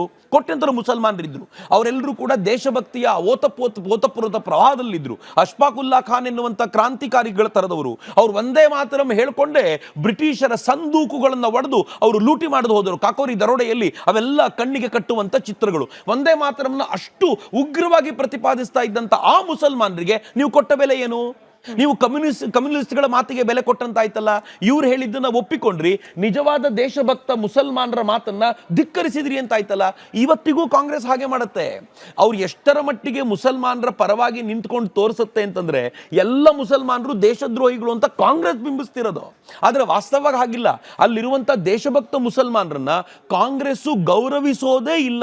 ಯಾರು ದೇಶ ವಿರೋಧಿಗಳಿದ್ದಾರೋ ಅವರ ಪ್ರತಿನಿಧಿಯಾಗಿ ನಿಂತ್ಕೊಂಡು ಎಲ್ಲ ಮುಸಲ್ಮಾನರನ್ನ ಒಂದು ಗ್ರೂಪ್ ಮಾಡುವಂತ ಪ್ರಯತ್ನ ಮಾಡುತ್ತೆ. ಜವಾಹರ್ಲಾಲ್ ನೆಹರು ಅವತ್ತು ಮಾಡಿದ ಅದೇ ಕೆಲಸ, ಅದೇ ಮೊಹಮ್ಮದ್ ಅಲಿ ಜಿನ್ನಾ, ಅದೇ ಮೌಲಾನಾ ಮೊಹಮ್ಮದ್ ಅಲಿ ಇವ್ರ ಜೊತೆ ಸೇರಿಕೊಂಡು ಅವರ ಮಾತುಗಳಿಗೆ ತಕ್ಕಂತೆ ಈ ದೇಶವನ್ನು ನಡೆಸೋ ಪ್ರಯತ್ನ ಮಾಡಿದ್ರು ಅಂತ ಅನ್ಸುತ್ತೆ ನನಗೆ. ಸರಿ, ಒಂದು ರಾಷ್ಟ್ರೀಯ ಗೀತೆಯನ್ನ ಒಂದು ಧರ್ಮಕ್ಕೆ ಮಾತ್ರ ಸೀಮಿತ ಮಾಡಿ ಕಟ್ಟಾಕೋ ಪ್ರಯತ್ನ ಇದೆಯಲ್ಲ, ಇದನ್ನ ಒಪ್ಪಬೇಕಾ, ಸರಿ ಅಂತ ಪರಿಗಣಿಸಬೇಕಾ? ಫಾರ್ ಎಕ್ಸಾಂಪಲ್ ವಂದೇ ಮಾತರಂದೇ ನಾವು ಮಾತನಾಡೋಣ. ಇದರಲ್ಲಿ ಆರಾಧನೆ ಮಾಡಿರೋದು ಭಾರತಾಂಬೆಯದು. ಬಟ್ ಅದನ್ನ ಹೆಂಗ್ ಅರ್ಥ ಮಾಡಿಸಲಾಗ್ತಾ ಇದೆ ಅಂದ್ರೆ ದುರ್ಗೆ, ಸರಸ್ವತಿ ಇದೆಲ್ಲವೂ ಕೂಡ ಹಿಂದೂಗಳ ಆರಾಧ್ಯ ದೇವತೆಗಳು. ಹಾಗಾಗಿ ಇದು ಕೇವಲ ಹಿಂದೂಗಳಿಗೆ ಮಾತ್ರ ಸೀಮಿತ. ಅಂದ್ರೆ ಭಾರತಾಂಬಿಯನ್ನ ಆ ರೀತಿಯಲ್ಲಿ ದುರ್ಗೆಯ ಸ್ವರೂಪದಲ್ಲಿ ಭಾವಿಸ್ಕೊಂಡು ಬರ್ದಿರೋದು, ಬಟ್ ಇಲ್ಲಿ ಸ್ತುತಿ ಇರೋದು ಭಾರತಾಂಬಿಯದ್ದು. ಇದನ್ನ ಅರ್ಥ ಮಾಡಿಸೋ ಪ್ರಯತ್ನ ಸರಿಯಾಗ್ಲಿಲ್ವಾ, ಅಥವಾ ಎಲ್ಲಿ ಮಿಸ್ ಔಟ್ ಆಗ್ತಿರೋದು ಎಲ್ಲಿ? ಸ್ಮಿತಾ, ಭಾರತ ಮಾತೆಯನ್ನ ದುರ್ಗೆಯ ಸ್ವರೂಪದಲ್ಲಿ ಕಂಡ್ರೆ ಪ್ರಾಬ್ಲಮ್ ಯಾಕಾಗಬೇಕು? ನೀವು ಆಲೋಚನೆ ಮಾಡಿ. ನಾನು ಸುಮ್ಮನೆ ಹೇಳೋದು ನಿಮಗೆ. ಫಸ್ಟ್ ಆಫ್ ಆಲ್, ಒಂದು ದೇಶವನ್ನ ತಾಯಿಯ ರೂಪದಲ್ಲಿ ಕಾಣುವಂಥ ಈ ಪರಿಕಲ್ಪನೆ ಇದೆಯಲ್ಲ, ಇದು ಭಾರತದ ವಿಶೇಷವಾದ ಅಂತಃಶಕ್ತಿ. ಮತ್ತು ನನ್ನ ಭಾರತವೂ ಹಾಗೆ ಇದೆ. ತಾಯಿ ಭಾರತೀಯ ಶಿರಾ ಕಾಶ್ಮೀರ, ಒಂದು ಕೈ ಗುಜರಾತ್, ಒಂದು ಕೈ ಈಶಾನ್ಯ ರಾಜ್ಯ, ವಿಂಧ್ಯ ಅವಳ ಸೊಂಟ, ಅವಳ ಕೇಶಗಳು ಹಿಮಾಲಯ, ಅವಳ ಕಾಲುಗಳು ಸೇರೋದು ಕನ್ಯಾಕುಮಾರಿ. ಅವಳು ನೋಡಿದ್ರೆ, ಭಾರತವನ್ನು ನೋಡಿದ್ರೇ ಭಾರತ ಮಾತೆ ನಿಂತಂತೆ ಕಾಣುತ್ತೆ. ಸೊ ಈ ಪರಿಕಲ್ಪನೆಯನ್ನು ಕೊಟ್ಟಿದ್ದೀವಿ ನಾವು. ಭಾರತ ಮಾತೆಗೆ ಪಕ್ಕದಲ್ಲಿ ಒಂದು ಸಿಂಹವನ್ನು ನಿಲ್ಲಿಸಿ ಆಕೆ ಕೈಲೊಂದು ಧ್ವಜ ಕೊಟ್ಟಾಗ ನನಗೆ ದುರ್ಗೆ ಅಂತ ಅನ್ನಿಸ್ತಾಳೆ. ನಾನು ಅದನ್ನು ಆಕೆನ ಆ ರೂಪದಲ್ಲಿ ಆರಾಧಿಸ್ತೀನಿ. ಈಗ ನನಗೆ ಹೇಳಿ, ಈ ದೇಶದ ಬಹುಸಂಖ್ಯಾತರು, ಈ ದೇಶದ ನೆಲ, ಈ ದೇಶದ ಪ್ರತಿಯೊಂದನ್ನು ತಾಯಿ ಸ್ವರೂಪದಲ್ಲಿ, ದುರ್ಗೆ ಸ್ವರೂಪದಲ್ಲಿ ಕಾಣುತ್ತೆ. ನೀರನ್ನ ನಾನು ಗಂಗೆ ಅಂತ ಕರೆಯುವಾಗ ನಿಮ್ಗೆ ಯಾಕೆ ಪ್ರಾಬ್ಲಮ್ ಆಗಬೇಕು? ನಾನು ಕಾವೇರಿಯನ್ನ ಸ್ತ್ರೀ ಸ್ವರೂಪದಲ್ಲಿ ಕಾಣುವಾಗ ನಿಮ್ಗೆ ಯಾಕೆ ಪ್ರಾಬ್ಲಮ್ ಆಗಬೇಕು? ನಾನು ಈ ದೇಶದ ಪ್ರತಿಯೊಂದರಲ್ಲೂ ಕೂಡ ತಾಯಿ ದುರ್ಗೆಯ ಆವಿರ್ಭಾವವನ್ನು, ಶಕ್ತಿಯ ಆವಿರ್ಭಾವವನ್ನು ಕಾಣುವಾಗ ನಿಮ್ಗೆ ಯಾಕೆ ಸಮಸ್ಯೆ ಆಗಬೇಕು? ಹಾಗೇನಾದ್ರೂ ನಿಮ್ಗೆ ಸಮಸ್ಯೆ ಆಗ್ತಿದೆ ಅಂತಂದ್ರೆ ನೀವು ಈ ನೆಲದ ಜೊತೆಗೆ ಒಂದಾಗ್ಲಿಲ್ಲ ಅಂತ ಅರ್ಥ ಅಲ್ಲ. ಒಂದಾಗಿರ್ಲಿಲ್ಲ ಅಂತಂದಿದ್ರೆ ಬಾಬಾ ಸಾಹೇಬ್ ಅಂಬೇಡ್ಕರ್ ಹೇಳಿರ್ತಾರ, ನಿಮ್ಮನ್ನು ಅವತ್ತು ಆಚೆ ಕಳಿಸ್ಬೇಕಿತ್ತಲ್ಲ ನಾವು. ಅಥವಾ ಈಗಲಾದ್ರೂ ಅವ್ರಿಗೆ ಕೈ ಮುಗಿದು ನಿಮ್ಗಿದು ಸೆಟ್ ಆಗ್ತಾ ಇಲ್ಲ ತಾನೆ, ನಾವಿರೋದೇ ಹೀಗೆ, ಈ ದೇಶ ಕಳೆದ 10,000 ವರ್ಷಗಳಿಂದ ಇರೋದೇ ಹೀಗೆ, ನಿಮ್ಮ ಅನೇಕ ಜನ ಬಂದು ನಿರಂತರ ದಾರಿ ಮಾಡಿದ್ರು, ತುರ್ಕರು ಬಂದ್ರು, ಅರಬರು ಬಂದ್ರು, ಮೊಘಲರು ಬಂದ್ರು, ಇವರೆಲ್ಲರೂ ಬಂದು ದಾಳಿ ಮಾಡಿ ಈ ದೇಶವನ್ನ ನಾಶ ಮಾಡಬೇಕು ಅಂತ ಪ್ರಯತ್ನ ಪಟ್ಟರು, ಆಗ್ಲಿಲ್ಲ. ಇದರ ಸತ್ವ ಹಾಗೆ ಉಳ್ಕೊಂಡಿದೆ. ಹೀಗಾಗಿ ಈ ಸತ್ವ ಇನ್ನೂ 1000 ವರ್ಷ ಹೀಗೆ ಉಳಿಯುತ್ತೆ. ನಿಮ್ಗೆ ಕಷ್ಟ ಆಗೋದಿದ್ರೆ ನಿಮ್ಗೆ ಯಾವ ಜಗತ್ನಲ್ಲಿ ನಿಮ್ಮ ರಾಷ್ಟ್ರ ಯಾವ್ದಿದೆಯೋ ಅಲ್ಲಿಗೆ ಹೋಗ್ಬೋದು ಅಂತ ಒಂದು ಓಪನ್ ಕಾಲ್ ಕೊಡ್ಬೇಕಲ್ಲ. ಇದು ಮೊದಲನೇದು. ಇನ್ನು ಎರಡನೇದು, ನಾನೇ ಎಲ್ಲ ಕನ್ವಿನ್ಸ್ ಯಾಕೆ ಮಾಡಬೇಕು? ಪ್ರತಿನಿತ್ಯ ಬೆಳಿಗ್ಗೆ ನೀವು ಅಜಾನ್ ಕೂಗ್ಬೇಕಾದಾಗ ಇರೋದು ಒಂದೇ ದೇವರು, ಉಳಿದ ಯಾವುದು ದೇವರು ಇಲ್ಲ ಅಂತ ನನ್ನ ದೇವಸ್ಥಾನದ ಎದುರುಗಡೆ ಕೂಗ್ತಿರ್ತೀರಾ. ಯಾವತ್ತಾದ್ರೂ ಕನ್ವಿನ್ಸ್ ಮಾಡಿದ್ದೀರಾ ನೀವು ನನ್ನನ್ನ? ನಾನು ಯಾವತ್ತಾದ್ರೂ ಪ್ರಶ್ನೆ ಕೇಳಿದ್ದೀನ? ನಿಮ್ಮ ಮಾರ್ಗದಲ್ಲಿ ಹಾಗೆ ನೀವು ನಂಬ್ಕೊಂಡಿದ್ದೀರಾ, ಸರಿ, ನೀವು ಹೋಗಿ. ನನ್ನ ಮಾರ್ಗದಲ್ಲಿ 33 ಕೋಟಿ ದೇವತೆಗಳನ್ನು ನಾನು ಪೂಜಿಸ್ತೀನಿ, ನಾನು ಬದುಕಿರೋದು ಹೀಗೆ ಅಂತ ನಾನು ಬದುಕೊಂಡಿದ್ದೀನಿ. ನಾನು ಅಷ್ಟು ಸಹಿಷ್ಣುವಾಗಿ ನಿಮ್ಮ ಜೊತೆ ಇರಬೇಕಾದ್ರೆ, ನಾನು ನಿಮ್ಮನ್ನು ಅಕ್ಸೆಪ್ಟ್ ಮಾಡ್ಕೊಂಡು ಬದುಕಬೇಕಾದ್ರೆ, ನಿಮಗೆ ನಾನು ನನ್ನ ಸ್ವಾತಂತ್ರ್ಯ ಹೋರಾಟಕ್ಕೆ ಪ್ರೇರಣೆ ಕೊಟ್ಟ ಗೀತೆಯಲ್ಲಿ ಬಂದಿರೋದು ದುರ್ಗೆ ಅಲ್ಲ ಕಣಪ್ಪ, ಇದು ಭಾರತ ಮಾತೆ ಅಂತ ಎಕ್ಸ್ಪ್ಲೈನ್ ಮಾಡ್ಬೇಕಾ ನಾನು ನಿಮಗೆ? You have to live with me. ನಾನು ಸ್ವಾತಂತ್ರ್ಯ ಬಂದಾಗ ನಿನಗೊಂದು ಪ್ರತ್ಯೇಕ ರಾಷ್ಟ್ರ ಕೊಟ್ಟಾಗಿದೆ. ನೀನು ಧರ್ಮದ ಆಧಾರದ ಮೇಲೆ ದೇಶ ಕೇಳಿದೀಯಾ? ನಿನಗೆ ಧರ್ಮದ ಆಧಾರದ ಮೇಲೆ ಕೊಟ್ಟಾಗಿದೆ. ನಿನ್ನ ಎಲ್ಲ ಧರ್ಮವನ್ನ ಅಲ್ಲಿ ಆಚರಣೆ ಮಾಡು. ನನ್ನ ದೇಶದಲ್ಲಿ ಇದು ಭಾರತೀಯತೆಗೆ ತಕ್ಕಂತ ಧರ್ಮ ನಡೆಯುತ್ತೆ. ಇಲ್ಲಿ ಭಗವದ್ಗೀತೆಗೆ ಮೌಲ್ಯ ಕೊಡುತ್ತೆ. ನೀನು ಹೇಳದೆ ಅಂದ ಮಾತ್ರಕ್ಕೆ ಇವತ್ತು ನೀವು ಒಂದೇ ಮಾತ್ರ ಬೇಡ ಅಂದವರು ನಾಳೆ ಭಗವದ್ಗೀತೆ ಬೇಡ ಅಂತಾರ್ರಿ. ನೀವು ರಾಮಾಯಣ ಬೇಡ ಅಂತ ಹೇಳ್ತಾರೆ, ಮಹಾಭಾರತ ಬೇಡ ಅಂತ ಹೇಳ್ತಾರೆ. ನೀವು ಯಾವ್ದಾದ್ರು ಒಂದು ಸ್ಕೂಲ್ನಲ್ಲಿ ಒಂದು ರಾಮನ ಚಿತ್ರ ಇದ್ದಾರೆ, ಅದನ್ನು ತೆಗಿಬೇಕು, ಇದು ಸೆಕ್ಯುಲರ್ ಅಂತ ಕರೀತಾರೆ. ಏನ್ ಅರ್ಥ ಇದೆ ಇದಕ್ಕೆ? ನೀವೆಲ್ಲವನ್ನು ತೆಗೆದು ವಾಟ್ ಈಸ್ ಇಂಡಿಯಾ ಲೇಟರ್ ಏನ್ ಉಳ್ಕೊಳ್ತೀವಿ? ಮಹಾಭಾರತ ಕಾರ್ಯಕ್ರಮದಲ್ಲಿ ಬಂದ ಕೆಲ ಮುಸ್ಲಿಂ ಮುಖಂಡರು ಹೇಳ್ತಾ ಇರೋದು, ನಾವು ಭಾರತದಲ್ಲಿ ಉಳಿದಿದ್ದು, ನಾವು ಇನ್ ದ ಸೆನ್ಸ್ ನಮ್ಮ ಹಿಂದಿನ ತಲೆಮಾರಿನವರು ಭಾರತದಲ್ಲಿ ಉಳಿದಿದ್ದು ಬೈ ಚಾಯ್ಸ್, ಭಾರತದಲ್ಲೇ ಇರಬೇಕು ಅನ್ನೋ ಕಾರಣಕ್ಕೆ ಇಲ್ಲಿ ನಮ್ಮ ಧಾರ್ಮಿಕ ಆಚರಣೆಗಳಿಗೂ ನಂಬಿಕೆಗಳಿಗೂ ಬೆಲೆ ಇರುತ್ತೆ ಅನ್ನೋ ವಿಶ್ವಾಸದ ಮೇಲೆ ಈಗ ಯಾರೋ ಬಂದ್ಬಿಟ್ಟು ಬಲವಂತವಾಗಿ ನಮ್ಮ ಮೇಲೆ ಒಂದೇ ಮಾತರಮ್ಮನ್ನ ಹೇಳ್ತಾರೆ ಅಂತಂದ್ರೆ, ನಮ್ಮ ಹಿಂದಿನ ತಲೆಮಾರುಗಳು ಏನ್ ದೇಶವನ್ನ ನಂಬಿ ಉಳಿದಿದ್ರು ಅದಕ್ಕೆ ಮಾಡ್ತಿರೋ ದ್ರೋಹ ಇದು. ನಮಗೆ ನಮ್ಮ ಧಾರ್ಮಿಕ ಸ್ವಾತಂತ್ರ್ಯ, ನಮ್ಮ ಧಾರ್ಮಿಕ ನಂಬಿಕೆಯಲ್ಲಿರ್ತಕ್ಕಂಥ ಏಕದೇವ ಉಪಾಸನೆ ಅದಕ್ಕೆ ವಿರುದ್ಧವಾಗಿ ನಡೆಸ್ಕೊಳ್ತಿದ್ದೀರಿ ಬಲವಂತವಾಗಿ. ಇದವ್ರ ಮಾತು. ನೀವು ಹಾಗೇನಾದ್ರೂ ಹೇಳೋದಾದ್ರೆ ನಿಮ್ಗೆ ಈ ದೇಶದಲ್ಲಿ ಉಳ್ಕೊಳ್ಳುವಂತ ಅಧಿಕಾರವೇ ಉಳ್ಕೊಂಡಿಲ್ಲ.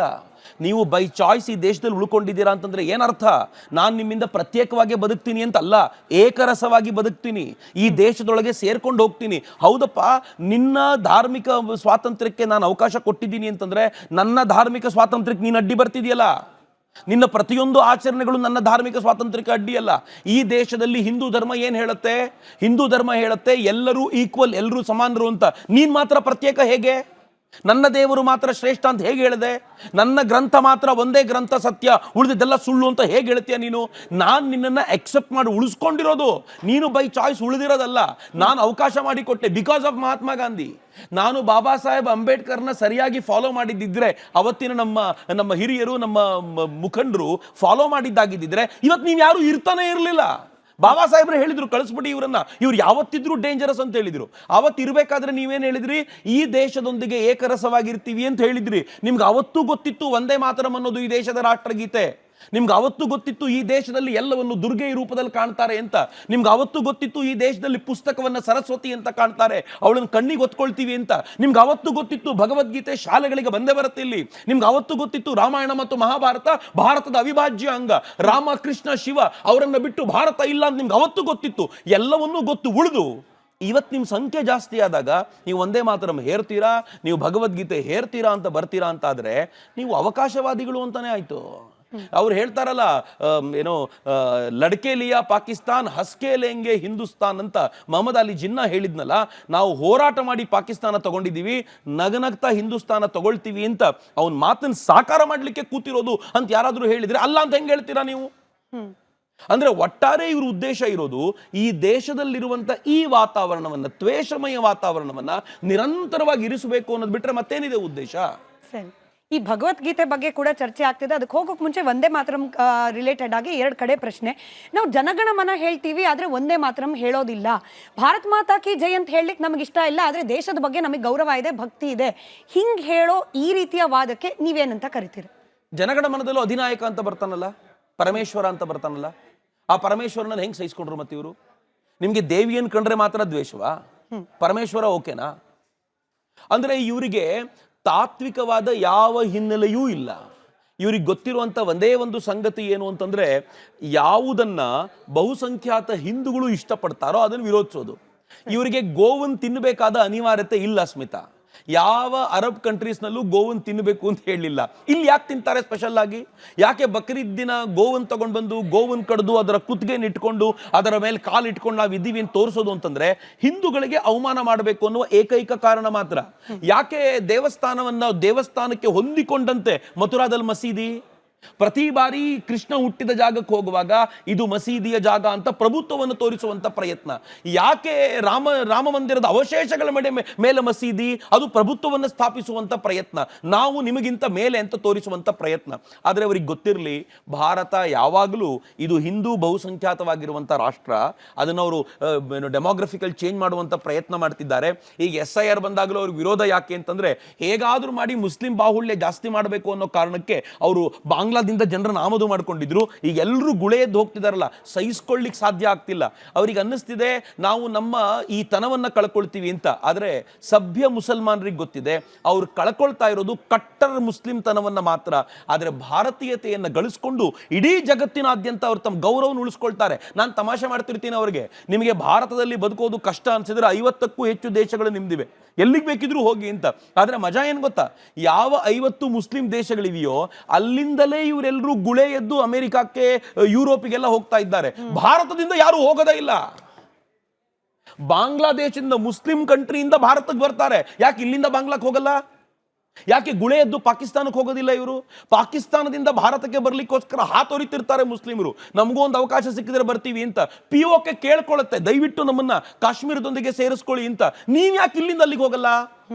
ಈ ಪ್ರಶ್ನೆ ಕೇಳಿದಾಗ ಅವ್ರಿಗೆ ಅರ್ಥ ಆಗ್ಬೇಕು ಏನಂತಂದ್ರೆ, ಹಿಂದೂ ತುಂಬಾ ಸಹಿಷ್ಣು, ಅವನು ಒಪ್ಕೊಂಡಿದ್ದಾನೆ, ಎಲ್ಲವನ್ನೂ ಸಹಿಸ್ಕೊಳ್ತಾನೆ ಅಂತ. ಬಟ್ ಸಹನೆಗೂ ಒಂದು ಮಿತಿ ಇರುತ್ತಲ್ಲ, ಯಾವುದೋ ಒಂದು ಹಂತದವರೆಗೂ ಬರುತ್ತಲ್ಲ.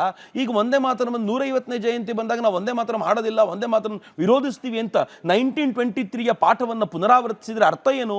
ಅದೇ ಕಾಕಿನಾಡದ ಅಧಿವೇಶನದ ಕಲ್ಪನೆಯನ್ನು ವಾಪಸ್ ಕಟ್ಟಿ ಕೊಡ್ತೀರಾ, ಫೈನಲ್ ಇದನ್ನು ತಗೊಂಡೋಗಿ ಇನ್ನೊಂದು ಪಾಕಿಸ್ತಾನಕ್ಕೆ ನಿಲ್ಲಿಸ್ತೀರಾ ಅಂತ. ಅವತ್ತು ಜವಾಹರ್ಲಾಲ್ ನೆಹರು ಇದ್ರು, ಇವತ್ತು ಜವಾಹರ್ಲಾಲ್ ನೆಹರು ಇಲ್ಲ. ಹೀಗಾಗಿ ಇನ್ನೊಂದು ಪಾಕಿಸ್ತಾನ ಸಾಧ್ಯವೇ ಇಲ್ಲ ಇವತ್ತು ಅಂತ ಅವರಿಗೂ ಅರ್ಥ ಆಗಬೇಕು. ಸರ್, ಇವಾಗ ಏನ್ ಮಾಡ್ಬೇಕು? ಈ 10 ಗಂಟೆಗಳ ಚರ್ಚೆಯ ನಂತರದಲ್ಲಿ ಏನಾಗಬಹುದು? ಏನ್ ಬದಲಾವಣೆ ಮಾಡ್ಲಿಕ್ಕೆ ಸಾಧ್ಯ? ಈಗ ಪೂರ್ಣ ಗೀತೆಯನ್ನು ಅಫಿಷಿಯಲ್ ಅಧಿಕೃತಗೊಳಿಸ್ಲಿಕ್ಕೆ ಸಮರ್ಥವಾಗಿದೆಯಾ ಬಿಜೆಪಿ ಪಕ್ಷ? ಅಂಥದ್ದೊಂದು ಪ್ರಯತ್ನ ಕೈ ಹಾಕೋ ಅವಶ್ಯಕತೆ ಇದೆಯಾ ಅಂತ. ಒಂದು, ಈ 10 ಗಂಟೆಗಳ ಚರ್ಚೆಯ ನಂತರ ವಂದೇ ಮಾತರಂ ಸ್ವರೂಪ ಏನು ಬದಲಾಗೋದಿಲ್ಲ. ಇನ್ನೊಂದು 3 ಸ್ಟ್ಯಾನ್ಸ ಸೇರ್ಕೊಂಡು ನಾವೆಲ್ಲರೂ ಹಾಡ್ತೀವ? ನಾವು ಹಾಡ್ತೀವಿ ರೀ. ನಾವು ವಂದೇ ಮಾತರಂ ಪೂರ್ಣ ಪ್ರಮಾಣದಲ್ಲೇ ಹಾಡ್ತೀವಿ. ವಂದೇ ಮಾತರಂನ ಎಲ್ಲಿ ಕರೆದು ನಿಲ್ಸಿದಾಗ್ಲೂ ಕೂಡ, ನಿದ್ದೆ ಕಣ್ಣಲ್ಲಿ ಎಬ್ಸಿದ್ರು ಕೂಡ, ಕೋಟಿ ಕೋಟಿ ಕಂಠ ಕಲಕಲ ನಿನಾದ ಕರಾಲೆ ಅನ್ಬೇಕಾದ್ರೆ ಎದೆ ಉಬ್ಬುತ್ತೆ. ನೀವು ಏನ್ ಮಾಡಿದ್ರು ಅದನ್ನ ತೆಕ್ಕೊಳ್ಳಿಕ್ಕೆ ಆಗೋದಿಲ್ಲ. ಆದ್ರೆ ಪ್ರಶ್ನೆ ಎಲ್ಲಿ ಬರುತ್ತೆ ಅಂತಂದ್ರೆ, 10 ಗಂಟೆಗಳ ಚರ್ಚೆಯ ಕಾರಣಕ್ಕೋಸ್ಕರ ರಿಪಬ್ಲಿಕ್ ಚಾನೆಲ್ನಲ್ಲಿ ಇವತ್ತು ವಂದೇ ಮಾತರಂನ ಚರ್ಚೆ ಬಂತಲ್ಲ. 10 ಗಂಟೆಗಳ ಚರ್ಚೆಯ ಕಾರಣಕ್ಕೋಸ್ಕರ ನೀವು ಮಹಾಭಾರತದಲ್ಲಿ ಇನ್ನೊಂದು ಪ್ಯಾನೆಲ್ ಮಾಡ್ಕೊಂಡು ಕೂತ್ಕೊಂಡು ಚರ್ಚೆ ಮಾಡ್ಲಿಕ್ಕೆ ಸಾಧ್ಯ ಆಯ್ತಲ್ಲ. ಈ 10 ಗಂಟೆಗಳ ಚರ್ಚೆಯ ಕಾರಣಕ್ಕೋಸ್ಕರ ಎಲ್ಲ ಪತ್ರಿಕೆಗಳು ವಂದೇ ಮಾತರಂನ ಹಿಸ್ಟ್ರಿ ಬರೆದ್ವಲ್ಲ. 10 ಗಂಟೆಯ ಚರ್ಚೆಗಳ ಕಾರಣಕ್ಕೋಸ್ಕರ ಇವತ್ತು ಎಲ್ಲ AI ಮಾಡೆಲ್ಗಳಲ್ಲಿ, ಲ್ಯಾಂಗ್ವೇಜ್ ಲರ್ನಿಂಗ್ ಅಲ್ಲಿ ವಂದೇ ಮಾತರಂ ಸೇರ್ಕೊಳ್ತಲ್ಲ. ವಂದೇ ಮಾತರಂನ ಹಿಸ್ಟ್ರಿ ಸೇರ್ಕೊಳ್ತು. ನೆಹರು ಅದಕ್ಕೇನು ಅಪಚಾರ ಮಾಡಿದ್ರು ಅಂತ ಆಯ್ತು. ಇನ್ನು 100 ವರ್ಷಗಳ ನಂತರವೂ ಕೂಡ ಯಾರೋ ಒಬ್ಬ ChatGPT ಎಲ್ಲೋ ಮತ್ತೊಂದರಲ್ಲೋ ಇದನ್ನು ಓಪನ್ ಮಾಡಿ ಕೂತ್ರೆ ವಂದೇ ಮಾತರಂಗೆ ಅಪಚಾರ ಮಾಡಿದ್ದು ನೆಹರು ಅನ್ನೋದು ಮತ್ತೆ 100 ವರ್ಷಗಳ ನಂತರ ಉಳ್ಕೊಳ್ಳುತ್ತಲ್ಲ. ಅದಕ್ಕೋಸ್ಕರ ಚರ್ಚೆ ಬೇಕಿತ್ತು ಅಂತ. ಈ ಚರ್ಚೆಗಳನ್ನ ಯಾವತ್ತೂ ಕಾರ್ಪೆಟ್ನ ಅಡಿಯಲ್ಲಿ ತಳ್ಳಿಬಿಡಬಾರ್ದು. ಯಾವುದು ಸತ್ಯ ಇದೆಯೋ ಅದು ಹೊರಗೆ ಬರಬೇಕು. ಸತ್ಯ ಏನೇ ಇದ್ರೂ ಆಚೆ ಬರಬೇಕು ಅಂತ. ಸರಿ, ನೀವು ಮಾತಿನ ಮಧ್ಯೆ ಆಗ್ಲೇ ಹೇಳ್ತಿದ್ರಿ ಭಗವದ್ಗೀತೆಯನ್ನು ಕೂಡ ವಿರೋಧಿಸುವ ಕಾಲ ಬರಬಹುದು ಅಂತೇಳಿ, ಬಂದ್ಬಿಟ್ಟಿದ್ಯಾ ಅಂತ ಹೇಳಿ. ಕೇಂದ್ರ ಸಚಿವರಾದ ಕುಮಾರಸ್ವಾಮಿ ಅವರು ಪತ್ರವೊಂದನ್ನು ಬರೀತಾರೆ ಮಕ್ಕಳಿಗೆ. ಅದರಲ್ಲೂ ಶಾಲಾ ಮಕ್ಕಳಲ್ಲಿ ಈ ಮಾರಲ್ ಎಜುಕೇಶನ್ ಅನ್ನೋದರ ಕೊರತೆ ಬಹಳ ಕಾಡ್ತಾ ಇದೆ. ಹೀಗಾಗಿ ಭಗವದ್ಗೀತೆಯನ್ನು ಪಠ್ಯದ ಭಾಗವಾಗಿಸಬೇಕು ಅನ್ನೋ ಒಂದು ಪ್ರಸ್ತಾವನೆ. ಆದರೆ ನಮ್ಮ ರಾಜ್ಯದ ಕಾಂಗ್ರೆಸ್ ನಾಯಕರು ಇದಕ್ಕೆ ವಿರೋಧ ವ್ಯಕ್ತಪಡಿಸುತ್ತಿದ್ದಾರೆ. ಭಗವದ್ಗೀತೆಯನ್ನು ಪಠ್ಯ ಮಾಡಿ ಅಂದ ಕುಮಾರಸ್ವಾಮಿಯನ್ನ ಮನುವಾದಿ ಅಂತ ಕರೀತಿದ್ದಾರೆ. ನಾನು ಕಾಂಗ್ರೆಸ್ಸಿನ ಬಗ್ಗೆ ಏನು ಹೇಳಲಿಕ್ಕೆ ಇಚ್ಛೆ ಪಡೋದಿಲ್ಲ. ಆದರೆ ಯಾವುದಾದ್ರೂ ಒಬ್ಬ ವ್ಯಕ್ತಿಗೆ ಮನಸ್ಸಿನ ಪರಿವರ್ತನೆ ಆಗಬಾರ್ದು ಅಂತ ಏನಾದರೂ ನಿಯಮ ಇದೆಯಾ? ಸ್ವತಃ ಭಗವದ್ಗೀತೆಯಲ್ಲಿ ಬರೋದು ಏನು ಅಂತಂದ್ರೆ ಅರ್ಜುನ ಯುದ್ಧ ಮಾಡೋದಿಲ್ಲ ಅಂತ ಸನ್ಯಾಸ ಸ್ವೀಕಾರ ಮಾಡ್ಲಿಕ್ಕೆ ಹೋಗಿದ್ದ. 18 ಅಧ್ಯಾಯಗಳ ಬೋಧನೆಯ ನಂತರ ಅರ್ಜುನ ಏನ್ ಮಾಡಿದ? ಗಾಂಡಿವ ತಗೊಂಡು ಯುದ್ಧ ಮಾಡ್ತೀನಿ ಎಂದ. 18 ಅಧ್ಯಾಯಗಳ ಬೋಧನೆಯ ವೇಳೆಗೆ ಅವನಿಗೆ ಧರ್ಮ ಪ್ರತಿಷ್ಠಾಪನೆ ನನ್ನ ಕೆಲಸ ಅಂತ ಅನಿಸ್ತು. ಮನಸ್ಸಿನ ಪರಿವರ್ತನೆ ಆಯ್ತು. ತಪ್ಪೇನಿದೆ ಅದರಲ್ಲಿ?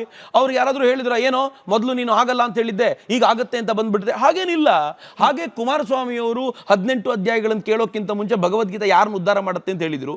ಈಗ 18 ಅಧ್ಯಾಯಗಳು ಕೇಳಿದ ನಂತರ ಅವ್ರಿಗೆ ಅನ್ಸಿರ್ಬೋದು ಭಗವದ್ಗೀತೆ ನಿಜಕ್ಕೂ ಉದ್ಧಾರ ಮಾಡುತ್ತೆ, ಆಗಬೇಕು ಅಂತ. ಏನ್ ತಪ್ಪಿದೆ ಅದರಲ್ಲಿ ಯಾವ ತಪ್ಪು ಇಲ್ಲ. ಇನ್ ಎರಡನೇದು ಮನುವಾದ ಅಂತ ಪ್ರತ್ಯಕ್ಷವಾಗಿ ಹೇಳ್ತಿರ್ತಾರೆ. ಏನು ಮನುವಾದ? ಯಾರಿಗಾದ್ರೂ ಗೊತ್ತಾ ಇದು? ಯಾವ ಮನುವಿನ ಯಾವ ವಾದದ ಕುರಿತಂತೆ ಇವರು ಮಾತನಾಡ್ತಾರೆ? ಒಂದೇ ಒಂದು ಮನುವಿನ ವಾದ ನ ಸ್ತ್ರೀ ಸ್ವಾತಂತ್ರ್ಯ ಅರ್ಹತಿ ಅಂತ ಹೇಳೋದನ್ನ, ಮತ್ತು ಎರಡನೇದು ಮನುವಾದದ ಕುರಿತಂತೆ ಇವರು ಮಾತನಾಡಬೇಕಾದಾಗ ಮನು ಸ್ಮೃತಿಯ ಕುರಿತಂತೆ ಇವರು ಹೇಳೋದು, ಅದನ್ನ ಹಿಡ್ಕೊಂಡು ಮನುವಾದ ಅಂತ ಹೇಳೋದು. ಬಟ್ ವಾಸ್ತವವಾಗಿ ಮನು ಅನ್ನೋದು ಒಂದು ಪದವಿ. ಅವನು ಆದಿ ಮಾನವ, ಆದಿ ಪುರುಷ ಅಂತ ಹೇಳ್ತಾರೆ. ಸೂರ್ಯನ ಮಗ ಮನು ಅನ್ನುವಂಥ ಪರಿಕಲ್ಪನೆಯಿಂದ ನಾವು ಹೇಳ್ತೀವಿ. ಮನುವಿನ ಈ ಪರಿಕಲ್ಪನೆಯನ್ನು ಕೊಡಬೇಕಾದಾಗ ಈ ಬಾಬಾ ಸಾಹೇಬ್ ಅಂಬೇಡ್ಕರ್ ಹೇಳ್ತಾರೆ, ಇವತ್ತು ಯಾವ ಮನುಸ್ಮೃತಿ, ಬಹಳ ಇಂಟ್ರೆಸ್ಟಿಂಗ್ ಆಗಿರುವಂಥ ಸಂಗತಿ, ನಾನು ಎಲ್ಲರೂ ಇದನ್ನು ಸೀರಿಯಸ್ ಆಗಿ ಕೇಳಬೇಕು ಅಂತ ಇಷ್ಟಪಡ್ತೀನಿ. ಬಾಬಾ ಸಾಹೇಬ್ ಅಂಬೇಡ್ಕರ್ ಹೇಳ್ತಾರೆ, ಇವತ್ತಿನ ಮನುಸ್ಮೃತಿ ಏನಿದೆಯೋ ಇದನ್ನ ಬರೆದಿದ್ದು ಆ ಮನು ಅಲ್ವೇ ಅಲ್ಲ, ಇದನ್ನು ಬರೆದಿದ್ದು ಸುಮತಿ ಭಾರ್ಗವ ಅಂತ ಒಬ್ಬ ವ್ಯಕ್ತಿ ಬರೆದಿದ್ದು. ಅವನು ಪುಷ್ಯಮಿತ್ರ ಶುಂಗನ ಆಸ್ಥಾನದಲ್ಲಿ ಮಂತ್ರಿಯಾಗಿದ್ದ. ಅವನು ಬರೆದಿದ್ದು. ಅಲ್ಲಿವರೆಗೂ ಬುದ್ಧಿಸಂನ ವ್ಯಾಪಕತೆ, ತುಂಬಾ ವ್ಯಾಪಕವಾಗಿ ಬುದ್ಧಿಸಂ ಇದ್ದು ಸಮಾಜದಲ್ಲಿ ಎಲ್ಲವೂ ಹದಗೆಟ್ಟು ಹೋಗಿದ್ದಾಗ ಅವನು ಒಬ್ಬ ಬ್ರಾಹ್ಮಣ ಅಲ್ಲಿ ಅಧಿಕಾರಕ್ಕೆ ಬಂದ. ಅವನು ಸುಮತಿ ಭಾರ್ಗವನಿಗೆ ಕೆಲಸ ಕೊಟ್ಟು ಒಂದು ಚೌಕಟ್ಟು ರೂಪಿಸಿ ಕೊಡಬೇಕು ಅಂತ ಹೇಳ್ದ. ಅದರ ಆಧಾರದ ಮೇಲೆ ಚೌಕಟ್ಟು ರೂಪಿಗೊಳ್ತು. ಇಂಟ್ರೆಸ್ಟಿಂಗ್ಲಿ ಭಾರತ ಏನ್ ಹೇಳುತ್ತೆ ಗೊತ್ತಾ? ಸ್ಮೃತಿ ಕಾಲ ಕಾಲಕ್ಕೆ ಬದಲಾಗುತ್ತೆ, ಶ್ರುತಿ ಬದಲಾಗೋದಿಲ್ಲ. ಬಹುಶಃ ಯಾರ್ಯಾರು ಮನುವಾದ ಅಂತಾರೋ ಅವ್ರಿಗೊಂದು ಕ್ಲಾಸ್ ಆದರೂ ಆಗ್ಬೋದು. ಅವ್ರೇನಾದ್ರೂ ಕ್ಲಾಸ್ ತಗೊಂಡ್ರೆ ಒಳ್ಳೇದು. ಭಾರತೀಯ ಪರಿಕಲ್ಪನೆಯಲ್ಲಿ, ಹಿಂದೂ ಪರಿಕಲ್ಪನೆಯಲ್ಲಿ ಶ್ರುತಿಗಳು ಸ್ಮೃತಿಗಳು ಅಂತ ಬರುತ್ತೆ. ಶ್ರುತಿ ಯಾವತ್ತೂ ಬದಲಾಗೋದಿಲ್ಲ, ಸ್ಮೃತಿ ಕಾಲ ಕಾಲಕ್ಕೆ ಬದಲಾಗುತ್ತೆ. ನಮ್ಮಲ್ಲೂ ಕೂಡ ಯಾಜ್ಞವಲ್ಕ್ಯ ಸ್ಮೃತಿ ಇದೆ, ಪರಾಶರ ಸ್ಮೃತಿ ಇದೆ, ಅದೇ ಥರದಲ್ಲಿ ಮನುಸ್ಮೃತಿ ಎಲ್ಲವೂ ಇದೆ. ಸೊ ಈಗಿನ ಕಾಲಕ್ಕೆ ಯಾವುದು ಸೂಟ್ ಆಗುತ್ತೆ ಅಂತ ಕೇಳಿದ್ರೆ ಯಾಜ್ಞವಲ್ಕ್ಯ ಸ್ಮೃತಿ ಅಂತ ಹೇಳಲಾಗಿದೆ. ಅದು ಧಾರ್ಮಿಕವಾಗಿ ಬಂದಿರುವಂತದ್ದು. ಇನ್ನೇನಾದ್ರೂ ನೀವು ನನ್ನನ್ನು ಕೇಳಿದ್ರೆ ನೀನು ಒಪ್ಪುವಂತ ಸ್ಮೃತಿ ಯಾವುದು ಅಂತ, ನಾನು ಅಂಬೇಡ್ಕರ್ ಬರೆದಿರುವಂತ ಸಂವಿಧಾನ ನನ್ನ ಸ್ಮೃತಿ ಅಂತ ಹೇಳ್ತೀನಿ.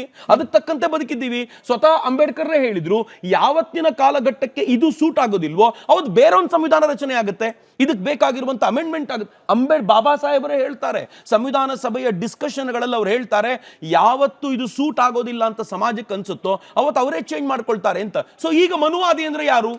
ಮೊದಲ ಪುರುಷ ಮನುನೋ ಅಥವಾ ಈ ಮನುಸ್ಮೃತಿ ಬರೆದ ಸುಮತಿ ಭಾರ್ಗವ ಮನುನೋ? ಯಾವ ಪರಿಕಲ್ಪನೆಯನ್ನು ಕಟ್ಕೊಡ್ತಿದ್ದೀರಾ? ಇವರು ಈ ಲೆಫ್ಟಿಸ್ಟ್ಗಳು ಮತ್ತು ಬ್ರಿಟಿಷರು ಯಾವ್ಯಾವ ಪದಗಳನ್ನ ಬಿಟ್ಟು ಹೋದ್ರು ಅದನ್ನ ಇಟ್ಕೊಂಡು ಇನ್ನೂ ಜೋತ ಆಡ್ತಾ ಇದ್ದಾರೆ. ಈಗ ನಾನು ಹೇಳ್ತೀನಿ, ಈ ಕಾಂಗ್ರೆಸ್ಸಿಗರಿದ್ದಾರಲ್ಲ ಹಿಟ್ಲರ್ ಶಾಹಿಗಳು ಅಂತ. ನಾನು ಬರಬೇಕು, ನನ್ನ ಮಗ ಬರಬೇಕು, ನನ್ನ ಮಗಳು ಬರಬೇಕು, ನನ್ನ ಮೊಮ್ಮಗ ಬರಬೇಕು, ನನ್ನ ಮರಿಮಗ ಬರಬೇಕು, ಈ ಉದ್ದಕ್ಕೂ ಕೂಡ ನಾನು ನಾನು ನಾನು ನಾನು ನಾನು ನಾನು ಅನ್ನುವಂಥ ಈ ಪರಂಪರೆ ಇದೆಯಲ್ಲ, ಯಾರದ್ದಿದು? ಹಿಟ್ಲರ್ನ ಪರಂಪರೆ ಇದು. ಹಿಟ್ಲರ್ ಶಾಹಿಗಳಿಗೆ ಭಾರತದ ಮನುವಿನ ಬಗ್ಗೆ ಮಾತನಾಡುವಂತ ಯೋಗ್ಯತೆಯೇ ಇಲ್ಲ ಅಂತ ನಾನು ಹೇಳೋದು. ಸರಿ, ಭಗವದ್ಗೀತೆಯ ಪಠ್ಯ ಶಾಲಾ ಮಕ್ಕಳಿಗೆ ಅವಶ್ಯಕತೆ ಇದೆಯಾ? ಈಗಿನ ಜಮಾನದಲ್ಲಿ ಮಾಡರ್ನ್ ಎಜುಕೇಶನ್ ಕೊಡಬೇಕು, ಸೈಂಟಿಫಿಕ್ ಟೆಂಪರ್ ಬೆಳೆಸಬೇಕು, ಇದನ್ನ ಬಿಟ್ಟು ಭಗವದ್ಗೀತೆ, ವೇದ, ಉಪನಿಷತ್ತು ನೀವು ಹಿಂದೆ ತಗೊಂಡು ಹೋಗ್ತಿದ್ದೀರಿ ಈಗಿನ ಜನರೇಷನ್ನ ಅಂತ ಕೂಡ ವಾದ ಮಾಡುವವರಿದ್ದಾರೆ. ನನ್ನ ಕೇಳೋದಾದ್ರೆ ಶಾಲಾ ಮಕ್ಕಳಿಗೆಲ್ಲ ರಿಪಬ್ಲಿಕ್ ಚಾನೆಲ್ನ ಎಲ್ಲ ವರ್ಕರ್ಸ್ ಕೂತ್ಕೊಂಡು ಭಗವದ್ಗೀತೆ ಪಾಠ ಮಾಡಬೇಕು ಅಂತ, ಎಲ್ರಿಗೂ ಮಾಡಬೇಕು. ಭಗವದ್ಗೀತೆ ಪ್ರತಿಯೊಬ್ಬರಿಗೂ ಬೇಕು. ಯಾಕೆ ಅಂತಂದ್ರೆ ಭಗವದ್ಗೀತೆಯಲ್ಲಿ ಯಾವುದನ್ನಾದ್ರೂ ಎದುರಿಸುವ ಪರಿಕಲ್ಪನೆ ಹೇಗೆ ಅಂತ ಇದೆ. ಈಗ ರಿಪಬ್ಲಿಕ್ ಚಾನೆಲ್ ಪ್ರತಿ ಎಲ್ಲ, for that matter all the channels, ನೀವು ಅಲ್ಟಿಮೇಟ್ಲಿ ಯಾವುದಕ್ಕೋಸ್ಕರ ಫೈಟ್ ಮಾಡ್ತಿರ್ತೀರಿ? ಕೊನೆಯಲ್ಲಿ TRP ರೇಟ್ ಯಾವುದಿದೆ ಅಂತ ನೋಡಬೇಕು ಅಂತ. ಅವತ್ತಿನ ದಿನ ಬಹಳ ಟೆನ್ಷನ್ ಅಲ್ಲಿ ಇರ್ತೀವಿ ಅಂತ. ಅದಿಲ್ಲ ಅಂದ್ರೆ ಮನಸ್ಸು ಕುಗ್ಗಿ ಹೋಗ್ಬಿಡುತ್ತೆ. ಗೆದ್ವಿ ಅಂದ್ರೆ ಬಹಳ ಅನ್ಸುತ್ತೆ, ಈ ವಾರ ಗೆದ್ಬಿಟ್ವಿ, ಮುಂದಿನ ವಾರ ಸೋತ್ವಿ. ನೀವು ಇರೋ ಅಷ್ಟು ದಿನಗಳ ಕಾಲ ಈ ಫೈಟ್ ನಲ್ಲೇ ಇರ್ತೀರಾ ಅಂತ. ಬಟ್ ಭಗವದ್ಗೀತೆ ಈ ಫೈಟ್ ನಡೆಸುವಾಗ್ಲೂ ಕೂಡ ಇದರಿಂದ ಆಚೆ ನಿಂತ್ಕೊಂಡು ಇದನ್ನು ನೋಡುವಂತ ಅದ್ಭುತವಾಗಿರುವಂತ ಒಂದು ವಿದ್ಯೆಯನ್ನ ಕಲಿಸಿಕೊಡುತ್ತೆ, ಒಂದು ಶಾಸ್ತ್ರವನ್ನ ಹೇಳಿಕೊಡುತ್ತೆ. ಅವಾಗ ಏನಾಗುತ್ತೆ ಅಂತಂದ್ರೆ ಈ ಓಟದೊಂದಿಗೆ ನಾವು ಸೇರಿಕೊಳ್ಳದೆ ನಾವು ಹೊರಗಡೆ ಓಡ್ತೀವಿ, ಆದ್ರೆ ಹೊರಗಡೆ ನಿಂತ್ಕೊಂಡು ಅದರ ಪರಿಣಾಮವನ್ನು ನೋಡುವಂತ ಒಂದು ಪರಿಕಲ್ಪನೆಯನ್ನು ಕಟ್ಟಿಕೊಡುತ್ತಲ್ಲ, ಅದು ಭಗವದ್ಗೀತೆ ಮಾಡೋದು. ಅದು ಬೇಡವೇನು? ಅದು ಎಲ್ರಿಗೂ ಬೇಕು. ನಾನು ರಿಪಬ್ಲಿಕನ್ ಎಕ್ಸಾಂಪಲ್ ಕೊಟ್ಟೆ. ನೀವು ನೋಡಿದ್ರೆ ಒಂದು ಶಾಲೆಯ ವಿದ್ಯಾರ್ಥಿಗೆ ಅವನಿಗಾಗುವಂತ ಮಾನಸಿಕ ತುಮುಲುಗಳಿಗೆ ಭಗವದ್ಗೀತೆ ಕೊಡುವಂತ ಸೊಲ್ಯೂಷನ್ ಇದೆಯಲ್ಲ, ಅತ್ಯದ್ಭುತವಾದ ಸೊಲ್ಯೂಷನ್ಸ್. ನಾನು ಎಲ್ಲಕ್ಕಿಂತ ಭಿನ್ನವಾಗಿ, ನನಗೆ ಬಹಳ ಹಿಂದೆ IIM ಅಲ್ಲಿ ಇದ್ದಂತ ಮಹದೇವನ್ ಅವ್ರು ಹೇಳಿದ ಘಟನೆ ಇದು, ಅಥವಾ ಅವ್ರು ಹೇಳಿದ ಸ್ವರೂಪ ಬಹಳ ಇಷ್ಟ ಅನ್ನಿಸ್ತು. ಅವ್ರು ಹೇಳಿದ್ರು ಭಗವದ್ಗೀತೆ ಹೆಂಗ್ ಕೆಲಸ ಮಾಡುತ್ತೆ? ಇಮ್ಯಾಜಿನ್ ಮಾಡಿ, ಒಂದು ಕಂಪನಿ ಕಂಪನಿಗೆ ಭಗವದ್ಗೀತೆ ಬೇಕೋ ಬೇಡವೋ ಅಂತ. ಒಂದು ಹಾಳಾಗಿರುವಂತ ಕಂಪನಿ, ಆ ಕಂಪನಿಯನ್ನ ಯಾರಾದರೂ ಪ್ರೇರಣೆ ಕೊಟ್ಟು ಮತ್ತೆ ಮುನ್ನುಗ್ಗುವಂತೆ ಮಾಡಬೇಕು. ಮುನ್ನುಗ್ಗುವಂತೆ ಮಾಡ್ಲಿಕ್ಕೆ ಪ್ರೇರಣೆ ಎಲ್ಲಿಂದ ಸಿಗುತ್ತೆ? ಅರ್ಜುನನ ಕಂಪನಿ ಅಂತ ತಿಳ್ಕೊಳ್ಳಿ. ಒಂದು ಕಂಪನಿ ನಾನು ಕೆಲಸ ಮಾಡೋದಿಲ್ಲ ಅಂತ ಕೈ ಚೆಲ್ಲಿ ಬಿಟ್ಟಿದೆ. ಆಗ ಕೃಷ್ಣ ಬರ್ತಾನೆ, 18 ಅಧ್ಯಾಯಗಳಲ್ಲಿ ಏನೋ ಬೋಧಿಸ್ತಾನೆ. ಆ ಬೋಧನೆಯ ನಂತರ ನಾನು ಕೆಲಸ ಮಾಡೋದಿಲ್ಲ ಅಂತ ಹೇಳಿದ ಕಂಪನಿಯೊಂದು ಎದ್ದು ನಿಂತ್ಕೊಂಡು ಯುದ್ಧ ಮಾಡಿ ಯುದ್ಧವನ್ನು ಗೆಲ್ಲುತ್ತೆ. ಏನು ಬೋಧಿಸಿದ ಕೃಷ್ಣ? ಅದರ ನೀವು ಪಾಯಿಂಟ್ಸ್ ಅನ್ನು ತೆಗಿಲಿಕ್ಕಾದ್ರೆ ನೀವದ್ ನಿಜವಾಗ್ಲೂ ಮ್ಯಾನೇಜ್ಮೆಂಟೇರಿಯಲ್ ಪ್ರಿನ್ಸಿಪಲ್ಸ್ ಅವು. ಭಗವದ್ಗೀತೆ ಬರೀ ಹಿಂದೂ ಧರ್ಮಕ್ಕೆ ಸೇರಿದ್ದು ಅಂತ ಅಷ್ಟೇ ಅಲ್ಲ, ಹಿಂದೂ ಧರ್ಮದ್ದೇ. ನಾನು ಅದನ್ನು ಯಾವ ಕಾರಣಕ್ಕೂ ನಮ್ಮ ಟ್ಯಾಗ್ ಅನ್ನು ಬಿಟ್ಕೊಡ್ಲಿಕ್ಕೆ ಇಚ್ಛೆ ಪಡಲ್ಲ. Never ever think that Bhagavad Gita secular ಅಂತ ಮಾಡ್ಲಿಕ್ಕೆ ಹೋಗೋದೇ ಇಲ್ಲ. ಭಗವದ್ಗೀತೆ ಹಿಂದೂಗಳದ್ದೇ, ಆದರೆ ನಾವು ಜಗತ್ತಿಗೆ ಕೊಟ್ಟ ಕೊಡುಗೆ ಅಂತ. ಧನ್ಯವಾದ ಚಕ್ರವರ್ತಿ ಸೂಲಿಬೆಲೆ ಅವರೇ. ಒಂದೇ ಮಾತರಮಿಂದ ಹಿಡಿದು ಇತ್ತೀಚಿನ ಟಿಪ್ಪು ಸುಲ್ತಾನ್ ಜಯಂತಿ ಆಚರಣೆಯ ಕೂಗಿನವರೆಗೆ ಅನೇಕ ಪ್ರಶ್ನೆಗಳಿಗೆ ಉತ್ತರ ಕೊಟ್ಟರಿ. ಮತ್ತೊಮ್ಮೆ ಧನ್ಯವಾದ. ಇದಾಗಿತ್ತು ಇವತ್ತಿನ ಮಹಾಭಾರತ ಚರ್ಚಾ ಕಾರ್ಯಕ್ರಮ. ನೋಡ್ತಾ ಇರಿ ರಿಪಬ್ಲಿಕ್ ಕನ್ನಡ, ಇದು ನಿಮ್ಮ ಧ್ವನಿ.